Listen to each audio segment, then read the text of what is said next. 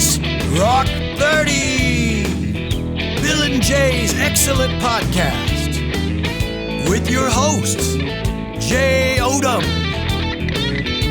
and Billy Quinton. Our special guests tonight are Rockwall and Heath High School's head baseball coaches, Barry Rose and Greg Harvey. Let's play ball! Hey guys, this is Rock 30, Bill and Jay's excellent podcast, episode number 7. We've got two special guests here, both our coaches from Rockwall and Heath. We've got Barry Rose and Greg Harvey here today with us. Yeah, I'm excited. First of all, I'm Billy Quinton. I am Jay Odom. Yeah, and we're very excited. We got those minor guests that we had earlier, our state representative, director of national intelligence, got them out of the way. Yeah. Now we're right to the meat of it. We got the two baseball coaches. We got through the football coaches. Yeah, we got through the football coaches. It was in our contract. They had to be first. That's right. So we got them in there. Rodney has all these, contract, things we have to deal with. So anyway, we're finally to the meat of it, and we get, I'm going to say it, maybe the two best baseball coaches. I know they're the two best in North Texas, but in Texas, there's no better baseball system than in a school district than this one right now. And so we have Barry Rose, head coach of the Rockwall Yellow Jackets, and Greg Harvey, head coach of the Heath Hawks. Welcome, boys. Thank you. Yeah, Thanks for having us. We are glad to have you. That's pretty neat. Yeah, this is going to be good. This is going to be good. I want to start out with what Greg has already told me in a text, and we want to get to this because it's important. Golly, we talked about a lot in the text. We did. We had a lot of text, but I'm going to the big point. Greg is thinking, what all have I texted? Right. A lot of the things we cannot talk about that were in the text, but we can talk about. I think Greg knows who got JFK. Ratcliffe wouldn't reveal it. We could not get a straight but answer. Greg knows. And I it do. was. I do. And Oh, I can't tell you. I knew it! I can't tell you. It's revealed. But I do know. Yeah, I It's got revealed in the Seinfeld episode with Keith Hernandez. that's a good point. There's the second spitter. Yeah. That's right. It's in there. That's It's in right. Seinfeld. That's right. That's a good point. So people go review your Seinfelds, and you can kind of get a hint. People are going to be Googling. They're going to find out. Right. Exactly. Okay. I want to start. We'll give a quick recap or bio, I guess, of each one of these. We'll start with Barry. High school, went to Coppell. You said it right. Coppell. Coppell. What do you normally hear? Well, you hear people say Coppell or Capel. That's all the out of staters. Coppell. Coppell. It's like Greenville. Right. I live out in Greenville. Right. Like you No. are No, not you don't. from No, Greenville. No, from there. Or I I remember we got in trouble. We did a playoff game with Lancaster. I did Lancaster one time, and I had Lancaster. everybody. Yeah, no. That's it your ain't proper Lancaster. English. Yeah, exactly. So you got to get it right. All right, and you played under Coach Dave Curlis, Yes. who's very well known and stuff. And so that's super cool. And this, Yeah. Now, would you? We'll get to that in a minute. I want to get through your bio here real quick. Most famous alum from Coppell. Oh, it's got to be Felicity. The girl. God, what's her name? Oh, from the actress? Yeah. Felicity Huffman. Carrie Russell. No. Well, Felicity Huffman, is it Felicity that the Huffman. Okay. Yes. The one is that the one that Yeah. got her daughter into college and lied about the rowing team Could and all be. that stuff? Oh. Okay. Yeah, I think it's that one. Yeah. Yeah. So, Did you- hey, did you- congratulations. I don't know. Okay, I'll back up. That's cool. I would Yeah. go. You got a felon as your famous. I would say Corey Kluber also. All right, that's where I was going. Yeah. Corey Kluber, 2-time Cy Young Award Yeah. winner. We'll Did you explain know what that is Felicity, later, Jay. She was younger than me. She knew who I was. But I didn't know who she was. Okay. All right. But no real connection. Wow. I have no Wow. We don't want to start I any have no rumors. idea. But How arrogant is that? She knew who I was. She knew. I didn't know her. And now, does she still know who you are? Everybody knows If you were me. to pass her down the street, Exactly not. No. No. she would not be like, Barry. Yeah. Also, Connor Williams, the lineman for Yeah. the Cowboys Yep. and the Yep. UT and all that. Yep. All right, now we're going to jump over to Greg. Went to Jake. Did you know this? Notre Dame, if it's like our last three, yes. No. High school. Oh, Garland High School. Garland. sir. There you go. I went to Owls. Garland, yes. Yeah, baby. Okay. He's a Garland Owl. Have you noticed how many Notre Dame guys we've had, though? Yeah, we've had a lot of Notre Dame guys. Yeah. It's been annoying. Okay, so let's talk about what years were you at Garland? When did you graduate? 86. Okay, all right. So I'm just a year older than you then. Yeah. Look at that. I was in the 90s. Yeah, you were. Early 90s. So this goes to both of you. Most famous alum from Garland, would you say? Well, I know one. Other than y'all. He was a Power Ranger, the Black Power Ranger. Oh, wow. I don't know his name. We're already kind of getting racist. Okay, cool. No, he wasn't African American. He was the black uniform. They each had a color, red. Yeah, I wish there was a way to find out. I went cut. racist. That's Sorry. an edit right there. I just got racist. He was the Black Power Ranger. Okay, but you don't remember his name? I don't know his name. I don't know if you can count him as a famous alum if you don't know their name. But that's big. Power That's kind of big. Rangers That was big. There's another one I'm thinking got of. one? Basketball player, OU. So I got a couple. Cato Armstrong or Mookie Blaylock. Mookie Blaylock's I was Yeah. thinking of. Yeah. All right.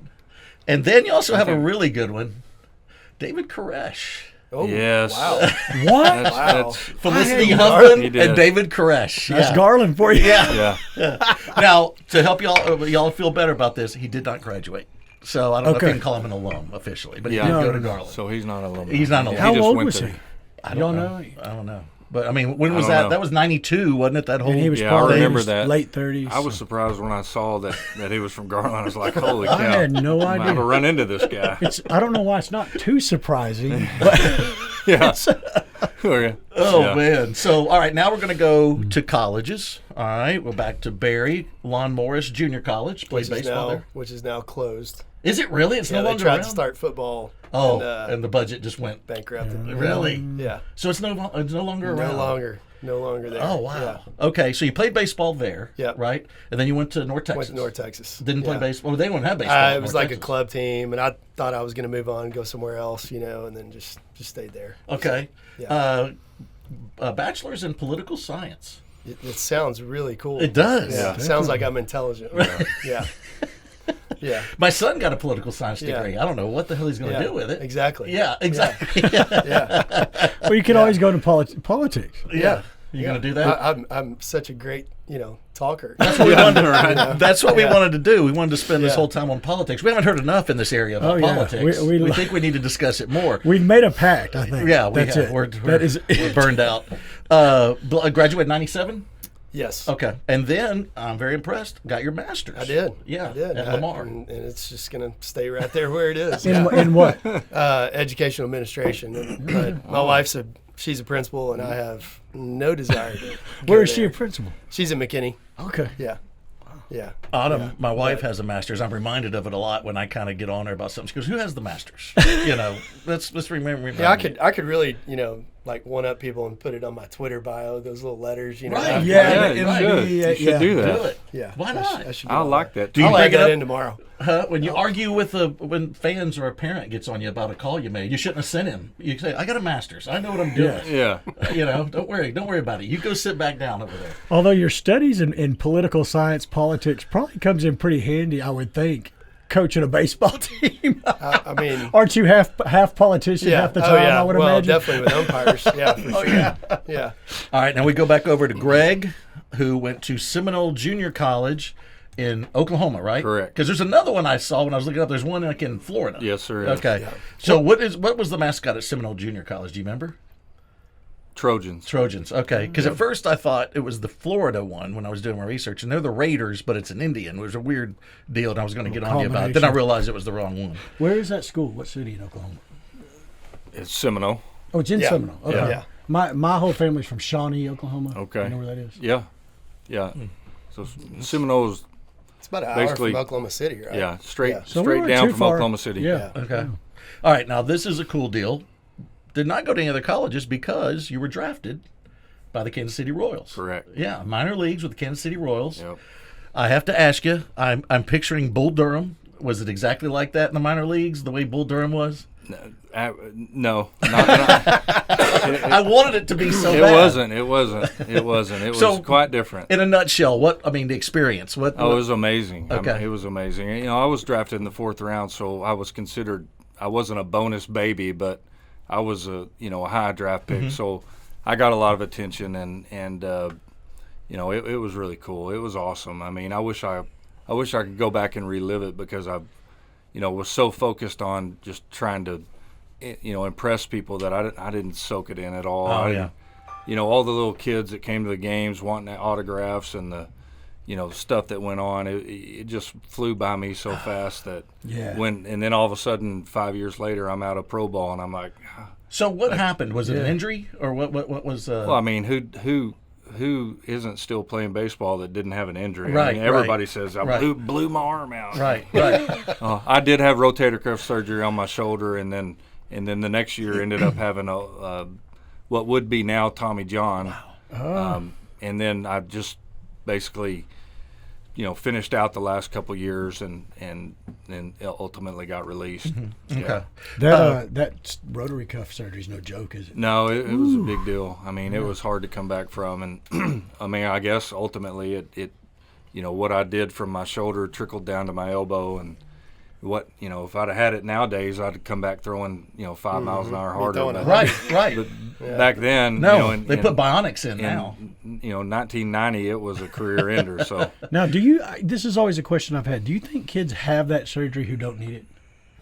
I don't think so. You've never heard of a situation? I don't buy that. I don't know. There may be some crazy parent that does that, but I think they all I've have never- a torn. What a huge risk. I've Yeah. never come across anybody that's done it on purpose. Surely not. I probably just gave him the idea for it. Right. Yeah. There you go. Congratulations, Jay.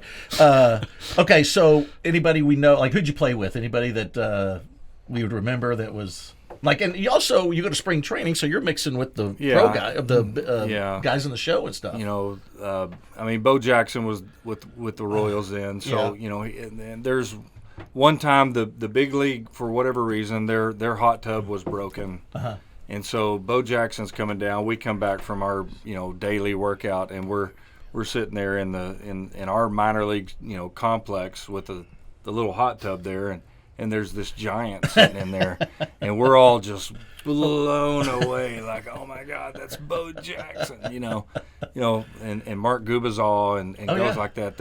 They were, back then the Royals were really good, and their pitching staff was really good, and so we got to mingle with all those guys. It was cool. It was really cool. Bo Jackson, the height of when he was with the Royals. That was at the height of his. Yeah, he was a monster. monster, and you're so good that you just play part-time pro football and you just step in, just no training camp, Right. nothing. Just step in and just start mowing people Like a over. hobby. Yeah, it was just a whim. I'll go play with the Raiders. Is you a Garland? Out? Yeah, there's a baby. Garland Or is out. that Look at David, that David Koresh, or is that? That could have been a David Koresh photo. We So don't- what- we don't know yet. So what y'all don't know, and I don't know if that was my senior year or what year it was, but I wore glasses back then, and I mean, this may be something we get into later. You may not even know this, but I got shot when I was a freshman in high school with a shotgun. I had Whoa, 30 pellets hit me. so Garland. In the face? Yeah, Garland. If you're from Garland, man, you're tough. You better come in there and pack it, baby. Capel. Come on, that didn't happen at Old Capel. school. No. There are no gunshots. At Lampasas, we had guns. We just didn't know how to work them. So I don't, but No, So what's I got the story there? Oh, so it was we were quail hunting. Quail hunting was big back then, and I was in. So I graduated in '86. So this happened in roughly '82. And we're quail hunting. Me and my dad and a friend of mine and his dad, who we were family friends, and we're out hunting, and my buddy's dad actually spins around. One single quail gets up and flies in between me and him, and he spins around and he shoots. So I take about 30 pellets. oh wow, And it's close enough that when it hits me, I'm down to the ground. I don't even know what happens. I just feel the pellets. They're tiny. yeah. But they felt like they were like $1. Like your face on fire? Just on fire. So I spin around and end up my gun jams down into this ground and into the ground. I'm going down this hill. I don't roll down the hill or anything, but I hit the ground. We had bird dogs. They all end up coming up to me because they're looking following they're looking for the the dead thing that's on the Pick ground. you up and kind of carry They're you not around. going to help you. They're, Right, they're dead, looking at the we're dead looking, bird. everybody's calling dead bird, and it's a dead me. Like, this So- one is heavy. Yeah. I can't get him.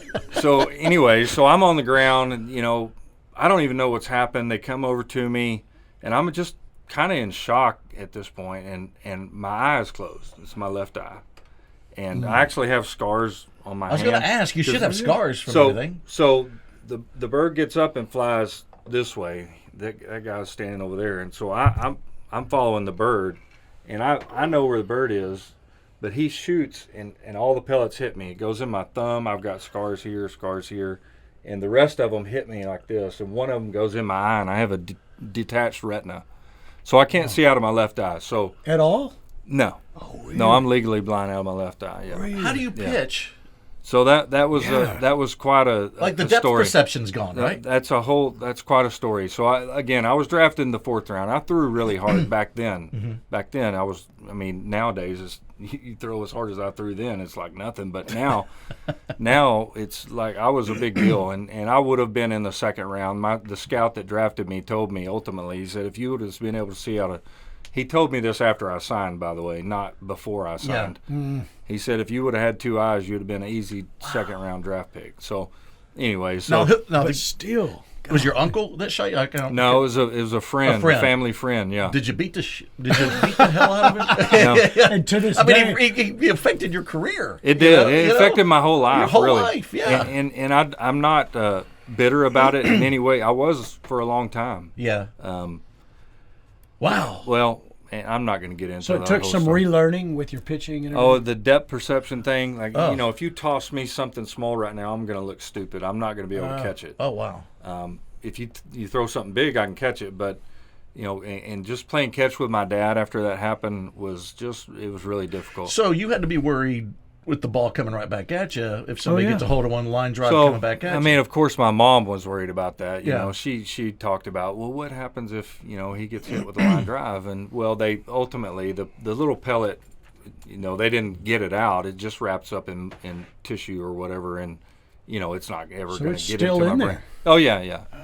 Yeah, I've got pellets all in me. They didn't take any of them out. The only ones they took out were the ones on my thumb. Do you get when you go through an airport? Does it go off? No. That'd be a cool story, though. It would be. You tell the guys Every I time. got shot. Yeah, Damn, we went off. show All right. me. All right, security team, sit down. I got a story to tell you. My dad was a policeman, and he had he got shot in the nose. He was doing extra duty one night. He was in Oak Cliff, and he gets 2 guys come running out. He tells them to get up against the wall. They're about 20 feet apart, and he's searching one where the other draws on him and shoots him. What hits him on the bridge of the nose? Like what caliber? 9mm? I don't know. Oh, okay. I was 8. Probably a 9mm. So would be good. the bullet, when it hit right there on the bone. Well, it split the bullet. Oh wow. And same thing. Like he lived with all those years with the bullet, like pieces, the fragments of the bullet Did still he in his lose face. eyesight or anything? No. So in fact, like his nose looked better after he got shot. Maybe I need to get shot. I need that. It was crazy because you couldn't tell. Straightened it out? You could not tell at all. Really? And I was 8, so I remember just going to see him in the hospital and going, Holy cow. he's got a bandage over his nose, and that was 1980. That was 1982. Wow. I was going to tell a story about Same year as me. Same year, yeah. I had a splinter that got infected. I was going to tell that story, but I'm not even going to go there now. No, doesn't compete. I got a scar here. So, but on the bright side, you could have been blind. Both eyes. No, I mean especially back then I was like, I didn't care. I couldn't see. It is what it is. I'm not a negative person, and you take what you have, make the best of it. Compete, but certainly now, I'm a little more careful when there's fish hooks or things going around because if it hits this one, you're done. All of a sudden you've got one more shot. I can't see. Yeah, so, my father-in-law has one eye, and he lost his when he was in high school, I think, but got hit by a football. And this is back in the day, and like the point of the ball hit him, and like a dummy, he was like, it hurt and all that. Nah, we don't need to go to the doctor, and everything. They let it go too long. They could have saved They it. could have saved it if he'd gone sooner. They had to remove it, but. Same. Do you ever joke around? Like you have a glass eye, right? And so, do you ever joke around? Like Glenn, my father-in-law, will act like it. He'll act like it pops out. Like he'll bring a grape or something, and then he'll do something, and he'll go, "Oh my eye," and it'll roll on the But table. it does not come out. No, he can take it out. Yeah. Really? Yeah. No, so this is actually The real eye. Okay, yeah. you didn't get a I glass just eye. can't see out of it. Because I was going to ask you, Now, would you if mind you want showing me to us? try to take it out, Well, it ain't gonna get any worse. And you're right. Yeah, I mean, it ain't gonna get. Let's do it. I can't see when I walk in. I won't be able to see when I walk out, whether all I pull it out all or the not. places I thought this thing was going to go. Well, I had a front tooth that I could take out forever, and then my wife finally made me get it put in permanently. What you hear I right really now, did. what you're hearing right now is all the people clicking off. Yeah. the podcast. We're losing Yeah. them. I thought this was baseball. Greg Now- just offered to pull his eye out. Now I will say, so when I was pitching, one of the things you have to do as a right-handed pitcher is you have to look over your left gonna shoulder ask, to yeah. see the runner at first. Right. Well, of course I couldn't see, so I've just had to tell every third baseman that I ever played with, hey, when I look at you, you're going to tell me if I need to pick off or not, and if your glove is wow. closed, It's a little bit smarter I'm gonna pick. anyway. I If mean, your glove is open, then Yeah. I'm gonna throw Makes- the plate. makes I'm more gonna I was going to say, why don't we do Yeah. that anyway? Yeah. Right. That's not a bad Right. idea.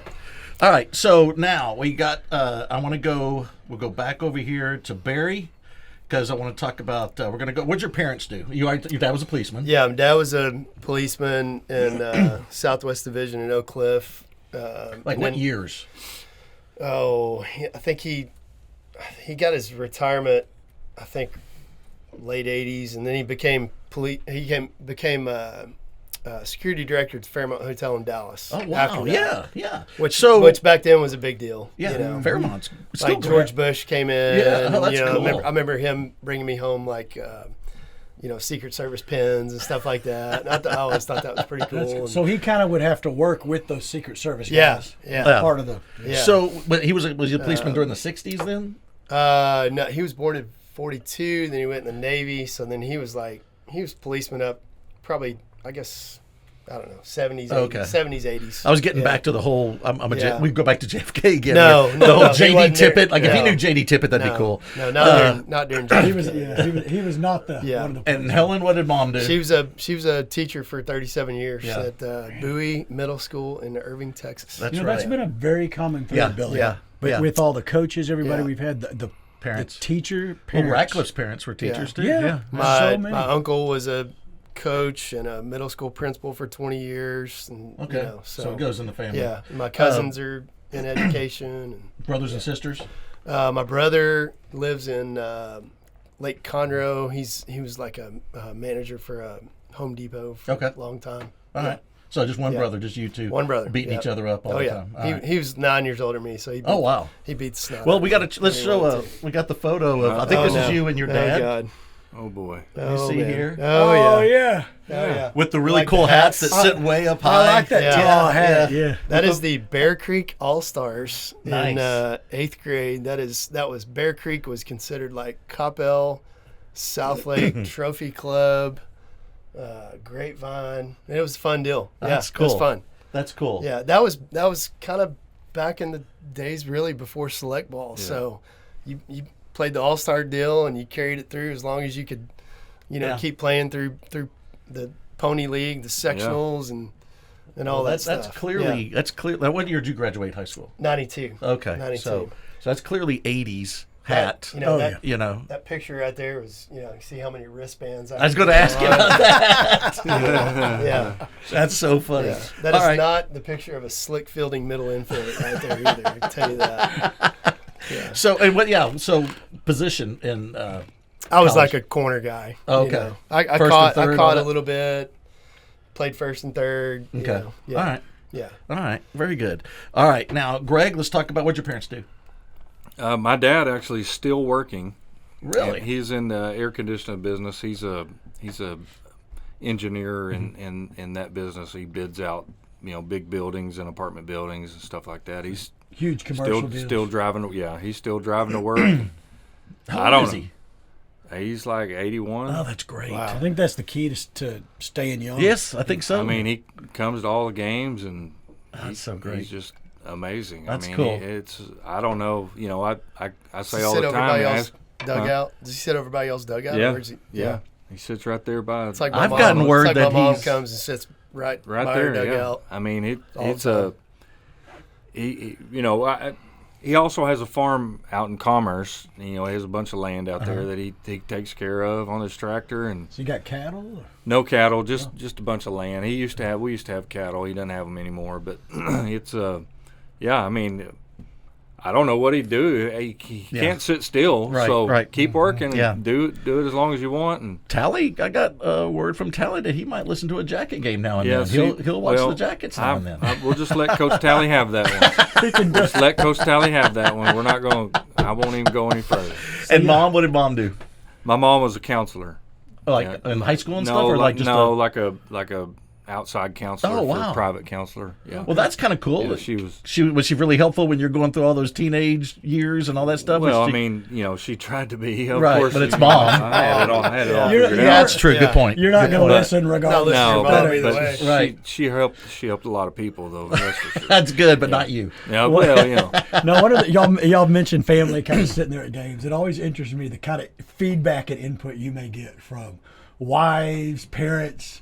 Are they some of your hardest critics after games? Like, why did you do this? Well, Or how does that go? I mean, I'll say, I've had my sons playing for me for the last 7 years up until this year. So, my wife always sits right next to the dugout, and I have to operate at the back side of the dugout because she is wearing me out on stuff I should telling us do that? and not do. Rodney Webb. Rodney talks about he'll Fran. get in bed and Yeah. lay his head down, and she'll be like, that in the third quarter, Yeah, what when do you Yeah, do? she's like, "Why are you going cover 2? You know you can't cover that guy in cover 2." And so that's his biggest critic. He's scared of her at Yeah. times. So. And then my mom usually sits pretty close to my wife, which, it's like the mother-in-law next to the wife. So there's that whole Do you just dynamic, not look that way? Yeah, during I the just game? try. that's one of the levels of Dante's That's why hell, I think, is the mother-in-law and the wife sitting when next you always to the see dugout. me, when you always see me pacing, it's typically like real quick, and then I'm at the back end. And when you're when you get real pissed, I bet you it's not even with the umpire; it's with the comments probably coming. But you're taking it out. I on the don't care umpire. what anybody in the stands says, but I always hear them like what they say. Well, gotten to know your mom over the years, and we love her to death. She is kind of superstitious a little bit, right? Does she get Oh, yeah. superstitious? Oh, like, yeah. like Big you know? time. Okay. Big time. Yeah. She brought us them really good cookies. They're like the they have all the icing on them. Crumble, yeah, the crumble. Look at a big sea dog jumping in. They're $8 each. Yeah, they're like $8 each, and you gain 30 pounds with each cookie. And so, but she frosting. brought us Fat a pills. ton, and it was a game. It was a playoff game at Rowlett. We're playing at Rowlett. I forget who we're playing. May have been playing Rowlett. It wasn't That was neutral. Rowlett, Yeah. yeah. And so she brought us a bunch of cookies. Of course, Tally took them all. I didn't get to have one, and then they're gone. But anyway, By it was the time nice the of her. game was But we over. lost that game.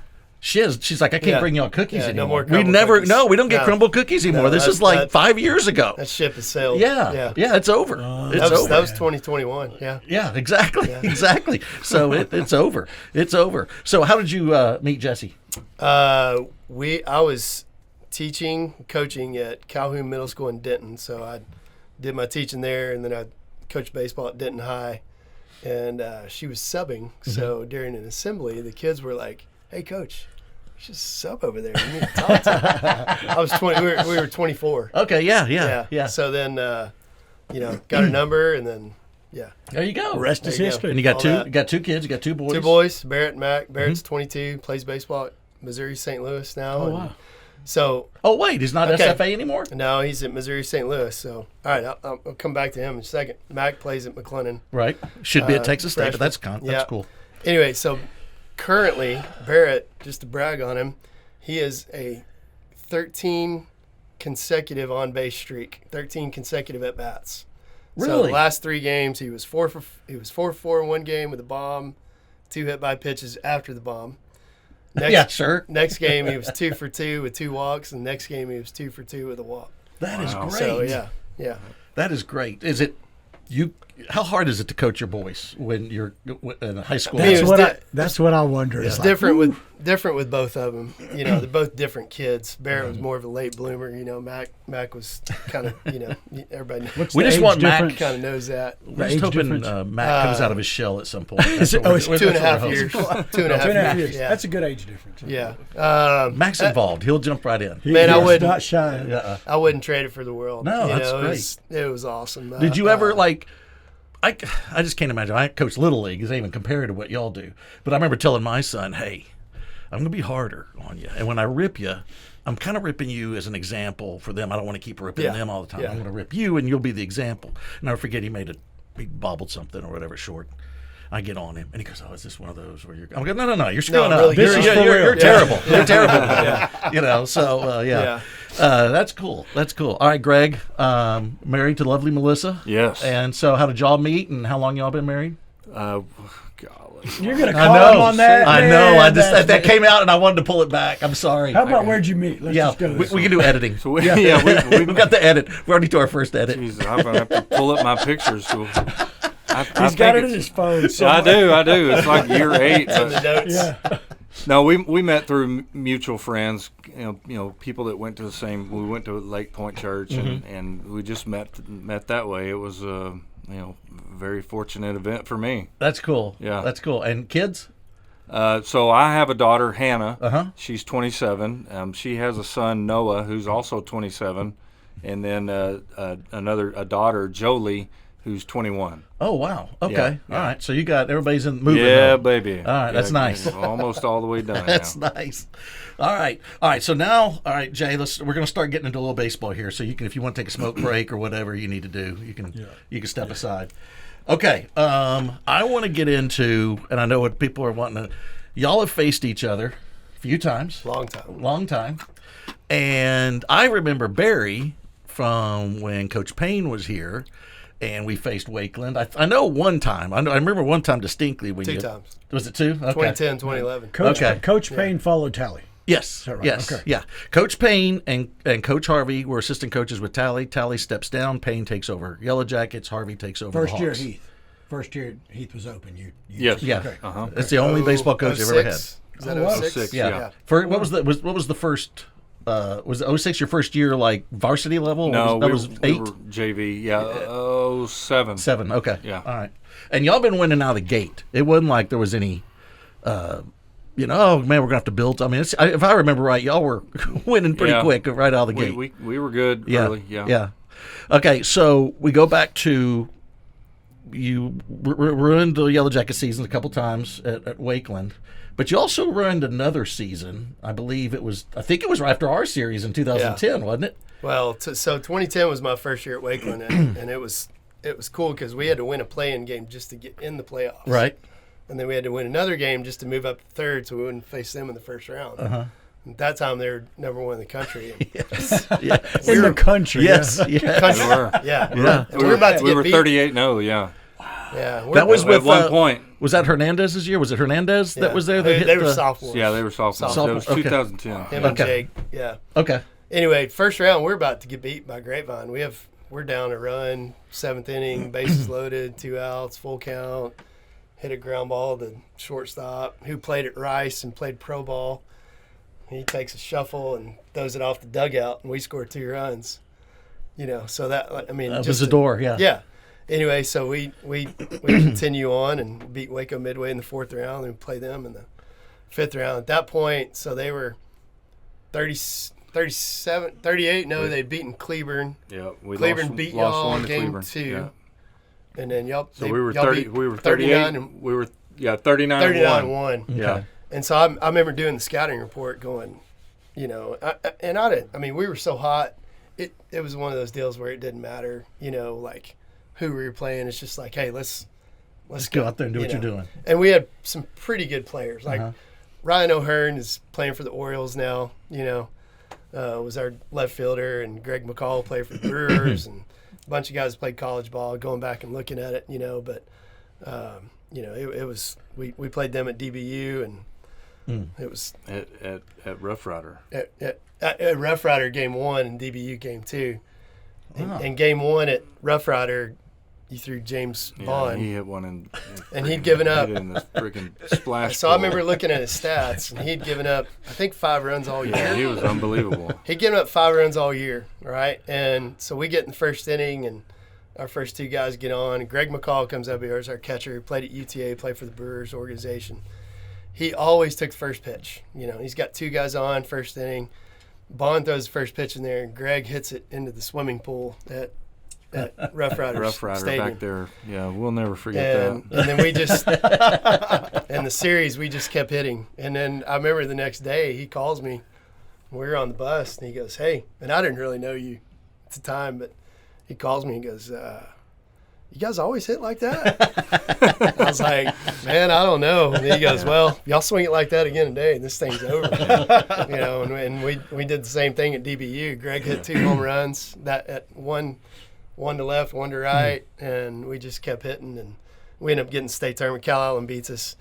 But then the next year, 2011, it looked like we were both going to play each other again. Well, Mesquite Poteet flips us for 1 game in round 4. And they throw a left-hander. We had 7 left-handed hitters in the lineup. Wasn't good. No. We get beat. And then they got y'all in the regional finals. Round 5. So we didn't get to play, but we were both, all year it was kind of looking for that. Well, then 2012, a lot of the same kids. Well, Javon and Jake were seniors. Yeah. Willie Schwanke, our best player, was a senior. Hayden Nixon, who was a lefty, had been a sophomore in that state team. And so they end up, y'all beat us in game 3 in regional finals and win it, But it was y'all beat us in game 1. Game 2, we throw Willie Schwanke, and Willie pitched it. He played at Arkansas and Wichita State. Okay. Probably one of the best, maybe the best player I've ever coached, other than Ryan. Yeah, I agree. Just competitor. And, Mac wore number 6 in high school, and he wore that because that's what Willie Oh, really? wore. Yeah. Okay. All right. And Willie's the video coordinator now at Wichita State. But anyway, so we win, I think, 1-0 game 2. And then game 3, we come out and score 2 runs in the first inning off Jake Thompson. And I'm like, hey, This is it. we're about to go back to state. And then Jake starts introducing the slider, and we couldn't hit the slider. And then our kid was a junior, and he had won 3 game 3 playoff starts, and all of a sudden they start hitting the slider, and next thing you know, it's 9-2, and Jake Thompson also that game hit the farthest home run maybe I've ever seen in high school. McKinney Boyd, At McKinney Boyd. Yeah. Okay. I think that's where you beat us. Was at McKinney Boyd on one of those series. Yeah. So then we played again in 2015, but we always played non-district too. Yeah. We always played at Rough Riders Field. Like they would come over and play in the tournament in Frisco, and so we always made sure we lined the game up at Dr. Pepper and played over there, and it was fun. And we played in the playoffs again in 2015, and we came out on that one. Yeah. Yep. I didn't. That was another year. I was like, we weren't very good. I didn't think. We just got hot at the right time. And so let me ask you this then, both of y'all. How much does? I mean, there's a big part of winning is hot streaks, isn't it? In baseball, especially. For sure. Yeah. Without a doubt. Yeah. It seems like that's the one sport that relies on it more than any other sport. You can have a great year and get cold at the wrong time. If you're not playing hot, if you're not playing good at the right time, you can have a very doesn't mediocre matter. year, and all of a sudden you catch fire going to the playoffs, and you just ride it. And Is that going cold? Does it get mental? oh yeah, it just baseball's starts so to- mental. Without a doubt. Yeah, So it's the kids mental. get 1 loss, 2 loss, and then it starts this. And that's for coaches. That's the challenge is that when you have a really good team is to keep those teams from getting complacent and feeling comfortable and all that. And when you have a team that's just kind of, been real bumpy, you just try and keep telling them, hey, let's keep pounding the rock. And Is that we're easier gonna get there. to get the guys to overachieve as opposed to telling guys you should be? I almost want to say yes. Yeah. I mean, I would think so. The 2 years the 2021 22, when we played them in the regional finals, and they beat us both years, but both those years we were 11-11 one year, and we were 8-8 the next year. That's right. And then we went on That's true. kind of big runs, And then let's go to those series. This is where Coach Harvey and the Hawks obviously do well. Go on to win a state championship in 21. Go back to the state tournament in 22. That was who was it that y'all played in the 22 semifinals in 22? Yeah, you didn't get past them. Yeah, it was Cy Woods. Cy Woods. That's what I thought. Okay. No. No. I'm sorry. No. Who was Was it? it? Cy Woods was last year. Okay. The year before that was Was it Keller? No, it wasn't Keller. That's who you beat. Yeah, for the state beat Keller championship. in 21. Who was 22? I'm looking for the rings. yeah. You didn't want to hurt nobody's feelings over here, did you? Yeah, you can wear the ring. No rings. You got to wear the rings. Yeah, They're in the truck. He took them off. Okay. What rich point. With the rings being brought up, Tally told me a story. Okay. and I'm going to run this by Greg and see how much truth is to the story. I have a feeling it's very accurate. So Randy likes to take the staff to his lake house. Like he'll take the Hawk staff, I think, to the lake house. Yep. Does he do it for the Yellow Jackets? Does he take y'all? No. Okay. See, that's Oh, what. baby! I know. Here we go. That's Wait a where I'm minute. kind of going. I'm kind of. Here we go. He knew Yeah. the answer to that. I'm gonna I know. text, Yeah, go ahead. Yep. Sally. Here's another Every edit. We have our second edit of the Tally's gonna podcast. Wow. Yeah, he's in trouble I mean, now. I wouldn't want to Tally's assistant. So I That's a can't, good point. you know. Good point. Yeah. But Yeah. I mean, I need to call Curlis. that's right. Yeah. Curlis needs to take Yeah. it.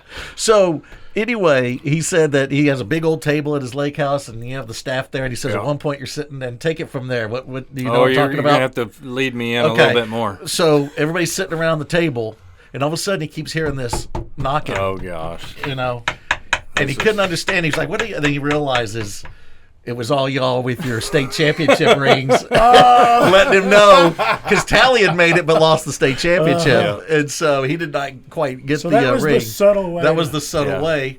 He did get him Just let back. him He said he got him back because Randy was just inducted into the high school baseball Coaches Hall of Fame, Texas High School Baseball. And he said, I think he was down at the bar afterwards, and all of a sudden he had his Hall of Fame ring, and he was he was there you banging it go. to let everybody Yeah. know. So I Yeah. thought that was pretty good. That's pretty good. That's good. so Tally. He waited a while for that. Yeah, He- you got to let it come to you. That's what you got to do. Did he Just tell you wait how for it. long he talked down there? No, I haven't talked about it, but it was a long You know, time. yeah. Remember, he was supposed to talk 5 5 minutes. They were minutes. supposed to They have had a 5 cap. minutes. Yeah, And he turned around and looked at the clock at the stadium and goes, "You guys see that? Don't pay attention to that." We're gonna go a little past. He had people laughing before he made it to the podium. Yeah. He was at Yeah. the side of the Yeah. stage, and the guys introduced him, and Tally's ready to go. And the guy looks at him, and he's like, "Oh, you want?" And Tally's like, "Yo, you keep going. I'm fine, you know." And he's just waiting, and so Hey, and side note, Chris Curtis put this on Facebook today, but twice when he was introduced, Rockwall. Oh. I'm so are done. you tired of it? Chris Curtis put it on Facebook today. He's like, "This is a public service announcement." Yeah, I'm so tired of people saying Rockwall. Rockwell. And he was introduced at Yeah. the Hall of Fame deal. Yeah, The coach from a Rockwell. couple times. yeah, Yeah. yeah. Like twice. I was Yeah. like, I thought he would have good. said something. You know, Yeah. maybe not. Oh, yeah. yeah. But that was one of the best speeches ever, though. That was he great. had. It You know, was a he said he great was going to speech. send us a link to that. He never Yeah, did. and I recorded it on my phone. It's not great, but yeah, I took it, notes in my phone. Yeah, just the Yeah. story was great. Yeah. it was great. We need to get that link and play it. I was I surprised him. I wasn't, you know, and so I'm kind of like Barry. He didn't invite me, and so we You had to work your way I had to through work with it. I was, and so and he told me, he's like, listen, I didn't think you'd maybe take the Saturday out of their day and come down here or whatever. So I surprised him. So I didn't have a seat. So I have to go get a seat, and there's Greg and his wife and a lot of the Oh, God, staff, yeah. and I go sit down. Oh boy. I feel like Custer, you know. I mean, it's all the Indians all around me, and I'm just sitting there surrounded. And it was like, you know, like, and the one I remember was I sit there with Greg, and I sit down, and Greg goes, "Hey, this is Billy Quinton. Da, da, da. Hey, nice to meet y'all." And one of them goes, "Wait, are you cue ball?" And I'm like, "Yeah." And then it changed, and there was like, "Ah, yeah, you know who all you right, are." Yeah. Okay. So I changed tables and found Yeah, a friendlier spot. Yeah, Coach Arias was like, "Yeah, you're going to meet with the guy that sat with us and then got up and moved." I felt like I was just going to make it worse for everybody if I sat there at the Heath table. So I went over and sat with AJ, which was a horrible mistake. That's a horrible mistake to sit with AJ for 2 hours, you know. That's what you know, get. but that's what you get. But anyway, so I want to get back to now to Coach Harvey. The 2 state championships. Yeah. All right. Unbelievable. I mean, what an incredible run. First of all, are you worried? You won one in 2012. Yeah. And then you win one in 2021. Yeah. Are you worried you can only win state championships with the digits of 2, 0, and 1? And because there's not many coming after this. I know. I'm and really so So he concerned wasn't about it. thinking about that. No. No, just Yeah. said it. So Right, Now- like we're not superstitious at all. what is the? I'm assuming the first one. Now you're. Let me see. 4A. Well, you're 4A back in 12. 4A, yeah, right? when, And when there was only 5A. 5A, yeah. it was- right? yeah, And that was the 2 yeah. years. Heath went down for 4A for 2 years and back up to 5A, and then Yeah. you know, and all that. Which is, I know each one's different. What one does it? I'm assuming that first one is the one that probably fills the heart a little bit more. Is that accurate? Are both of them just so unique? Yeah, they're both just so unique. 2012. We had lost in the regional finals in 2010 and 2011 in Game 3 of both. We know the feeling. Well, not Game 3 in 2010. I'm sorry.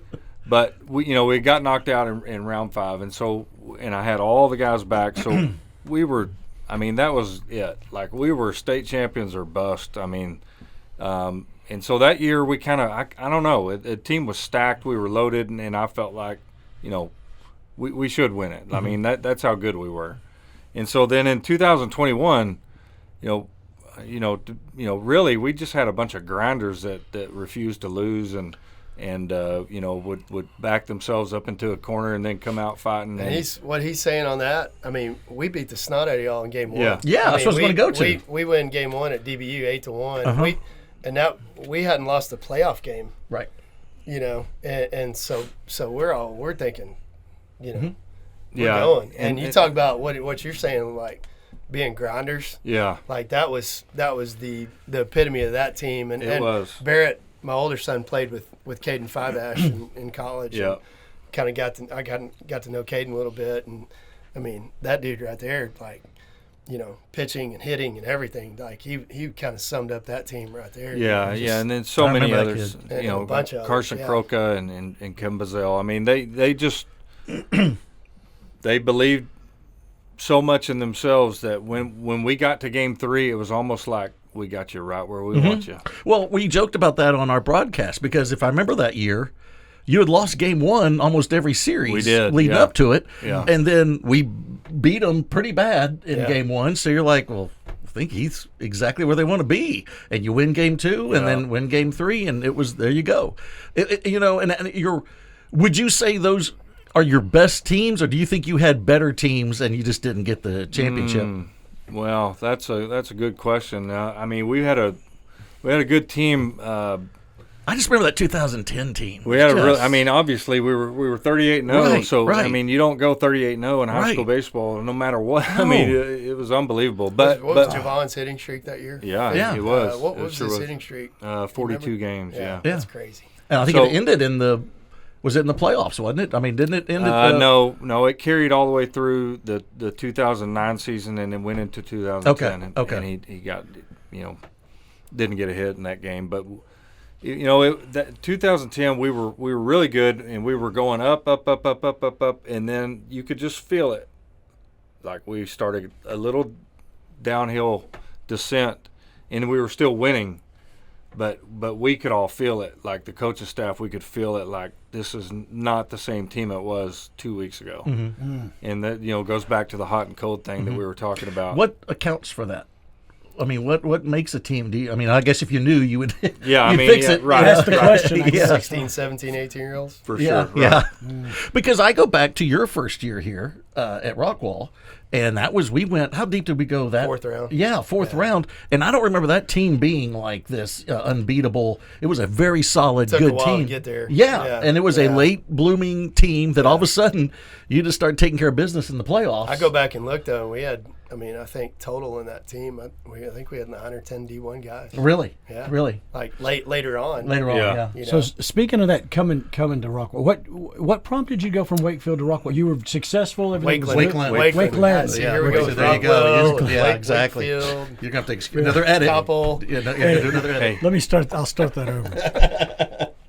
What brought you from Wakeland to Rockwall? I was not looking to leave Wakeland. I remember. Did you get approached? I remember the last day of school, my assistant over there, TJ Renshaw, who's the head coach at Frisco Memorial now. He goes, "Hey, did you see Rockwall's open?" I was like, "No." And then I started kind of looking, and Russ Reeves, our AD, was I coached with him my first 2 years at Denton High School. He was our O-line coach, so long time ago, and remember when we were playing them in 2015, Russ, hollered at me during the game, and so I I knew he was out here, and I just wanted to take a peek, and Change. Yeah, I wasn't ready to leave or anything, but once I came out here and looked at the facilities and looked at the town, I was like, yeah, this is called Yeah. Greg and asked him a Because lot he had of a really good questions. team that he left. Yeah. Yeah, so 2018 we won the district, and we started 5 sophomores. And we were bringing all those guys back, and Was a lot of people like, You what are know. you doing? there's quite a are you- few people. Yeah, there's Yeah. and my wife included. Yeah, yeah. Did you ever hear this is another Tally show. We should have brought Tally here for Yeah. this, just to explain. We'll let him chime in afterwards. Right, yeah. We can edit him in. Of course, that'll with the way Tally talks, it'll be a Again, 4-hour he won't do the podcast. 5 We need minutes. some Yeah. tally drop buttons. Yeah, exactly. That's what we need. Yeah. That would be Yeah, great. it'd be, and what it would be was just somebody crunching chips or something Yeah. would be the drop. But the I'm parched. I'm parched. Would he tell you the story about how they had it down to like the last 4 or 5 candidates? I Had think the I've heard- resumes, heard yeah. him say that. And he yeah. had the resumes on the desk. I guess Russ Reeves had the resumes on, and they called Tally in to come look. And Randy comes in there, and the first one there is Barry's, and he said, "That one." They go, "Don't you look at this?" "I don't need to look at the other ones. You get that guy right there." And that was how it came about. So I thought that was pretty cool. That is cool. Yeah, yeah. Okay, so this year, let's talk about so far this season, 9-4. Yep. The Hawks are. Yep. Good start, 6-2-2. We talked about the Yep. 2 ties and things like that. Kind of explain, both of y'all, take turns or whatever. Explain the way you coach and look at players. You look at them differently in non-district than before district starts. So, Greg, I'll start with you. What's your main deal? We're just trying to figure it out, honestly. I mean, we have the scrimmages, and we jump right into the tournament games, and we're trying to figure out who can be our guys. When it comes time to district, and fortunately or unfortunately, we play each other first in district. So the first week, we have to be ready to go that first week, and so we use our three tournaments, our scrimmages, and our 3 tournaments to kind of determine who those guys are going to be, and run them out there and give them opportunities, and obviously we work hard at practice, but what can they do in the games to help us win and get us in the right spot that we want to be in, and then we kind of have a pretty good idea by the time our 3 tournaments are over. We've played roughly 18 games at that point, and we have a pretty good idea by then who's going to be our people that can help us, and who off the bench, if we need a pinch hit, who's that guy going to be, and that's what we use it for. Barry, I'll go to you here. How hard is it in these non-district games when you want to look at guys and you might be, 'cause you always want to win, Right. but how hard is it Right. when you go, hey man, I got to see this guy, and we might be sacrificing a game here? It's a balancing act, because I'm not a good loser. Right. At That's all. good. I want to win. I want to win every game, and but you've got to take a look at certain guys. But I'll say this: like, I'm not just gonna put a guy out there just to give him an opportunity. His opportunity comes in practice. Yeah. Comes in inter squads and and parents need to hear this. They all get to play. Over They get and to play in over the again. scrimmages. They get to play in the scrimmages. Yeah, okay, we good have, point. We have played fall ball. We have inter-squatted in the fall. We have inter-squatted in the spring. We have had scrimmages. We practice every day. That's their hey parents, that's their deal, right? And we see that every day. And so I'm not just gonna go, hey, here you go, Billy. No. go Here's a get shot. 'em. Yeah, no, you got to earn it. I wish by more what you coaches do. did that with me and gave me a shot. But anyway, I mean, sorry. he's Billy. Right? You're bringing back some Now memories. I'm depressed again. Now, okay, so when we talk about these games, and now you're keying up for, we got district starting, and it's Rockwall versus Heath Yeah. Next week. next week. Next week. What yeah. days? Tuesday, Friday. Tuesday and Friday. Yeah. So it's gonna be packed. It's 12th and the usually packed. 15th. Oh my gosh, it's unbelievable. I will put this Spring break up- though. It's going to be. And that's different. true. Spring That's break. true. That's The buzz around the building is not going to be there. I mean, it's Right. we're not Yeah. going to. The kids aren't. Doesn't gonna be guessing. there. usually happen that way. Not No, usually. Never- this is the never first happened. time since I've been Well, here. then I look at the other way. Yeah. Hey, bigger ratings on the broadcast. Everybody's home. Maybe we can ask for a raise. I imagine the crowd will still be pretty good. Yeah, they're going to be good. Yeah. They're going to be good. Yeah. And I will say that anytime Rockwall plays Heath, it's no matter what sport, it's great. It's on. But football is obviously I know this year they're worried because we're going to have limited parking, and Rockwall versus Heath football, it's going to be nuts at the stadium. but baseball is right there, man, with the crowds, with the atmosphere, with the noise.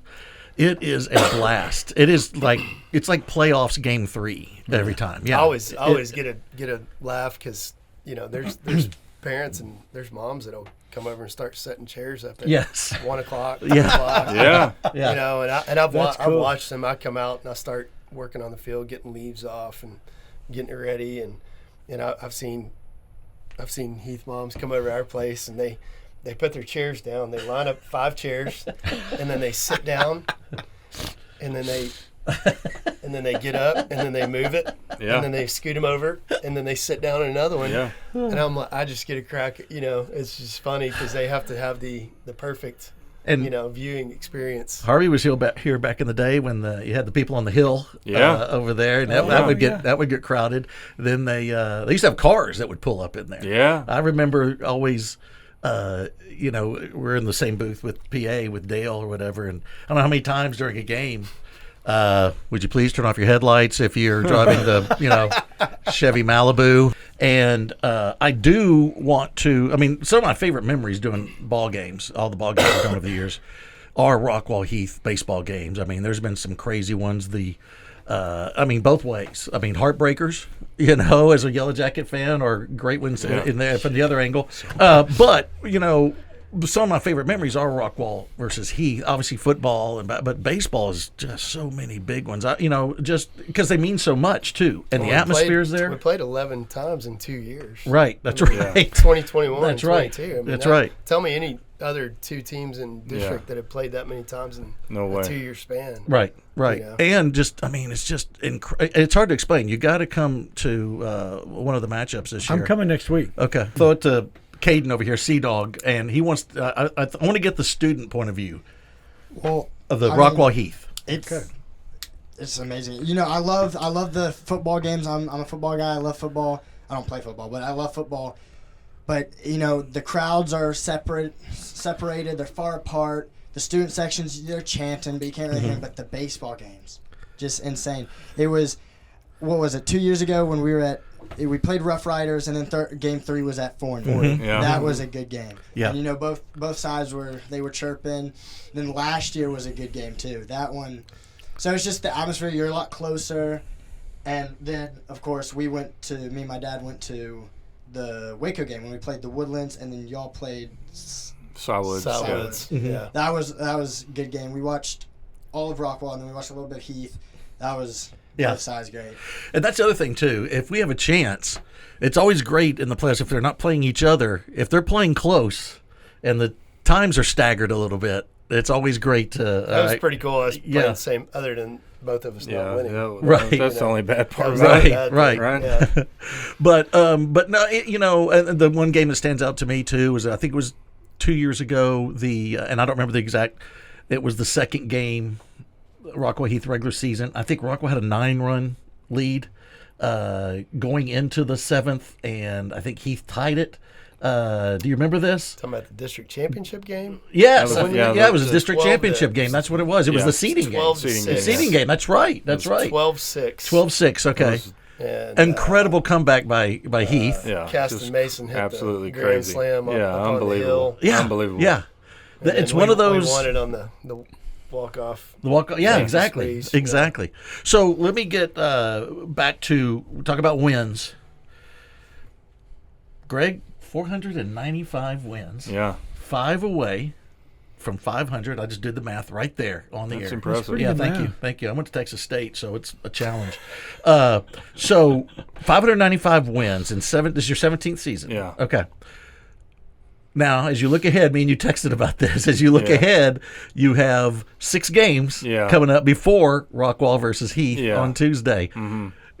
I think you'd like to at least go 5-1 here, right? I mean, it'd be great to go 5-1. Yeah. Yeah. I mean, it's we've got some weather coming in that may true. impact it, and some really good teams. As good as it was last week, the competition it's equal this week, if not, maybe even better.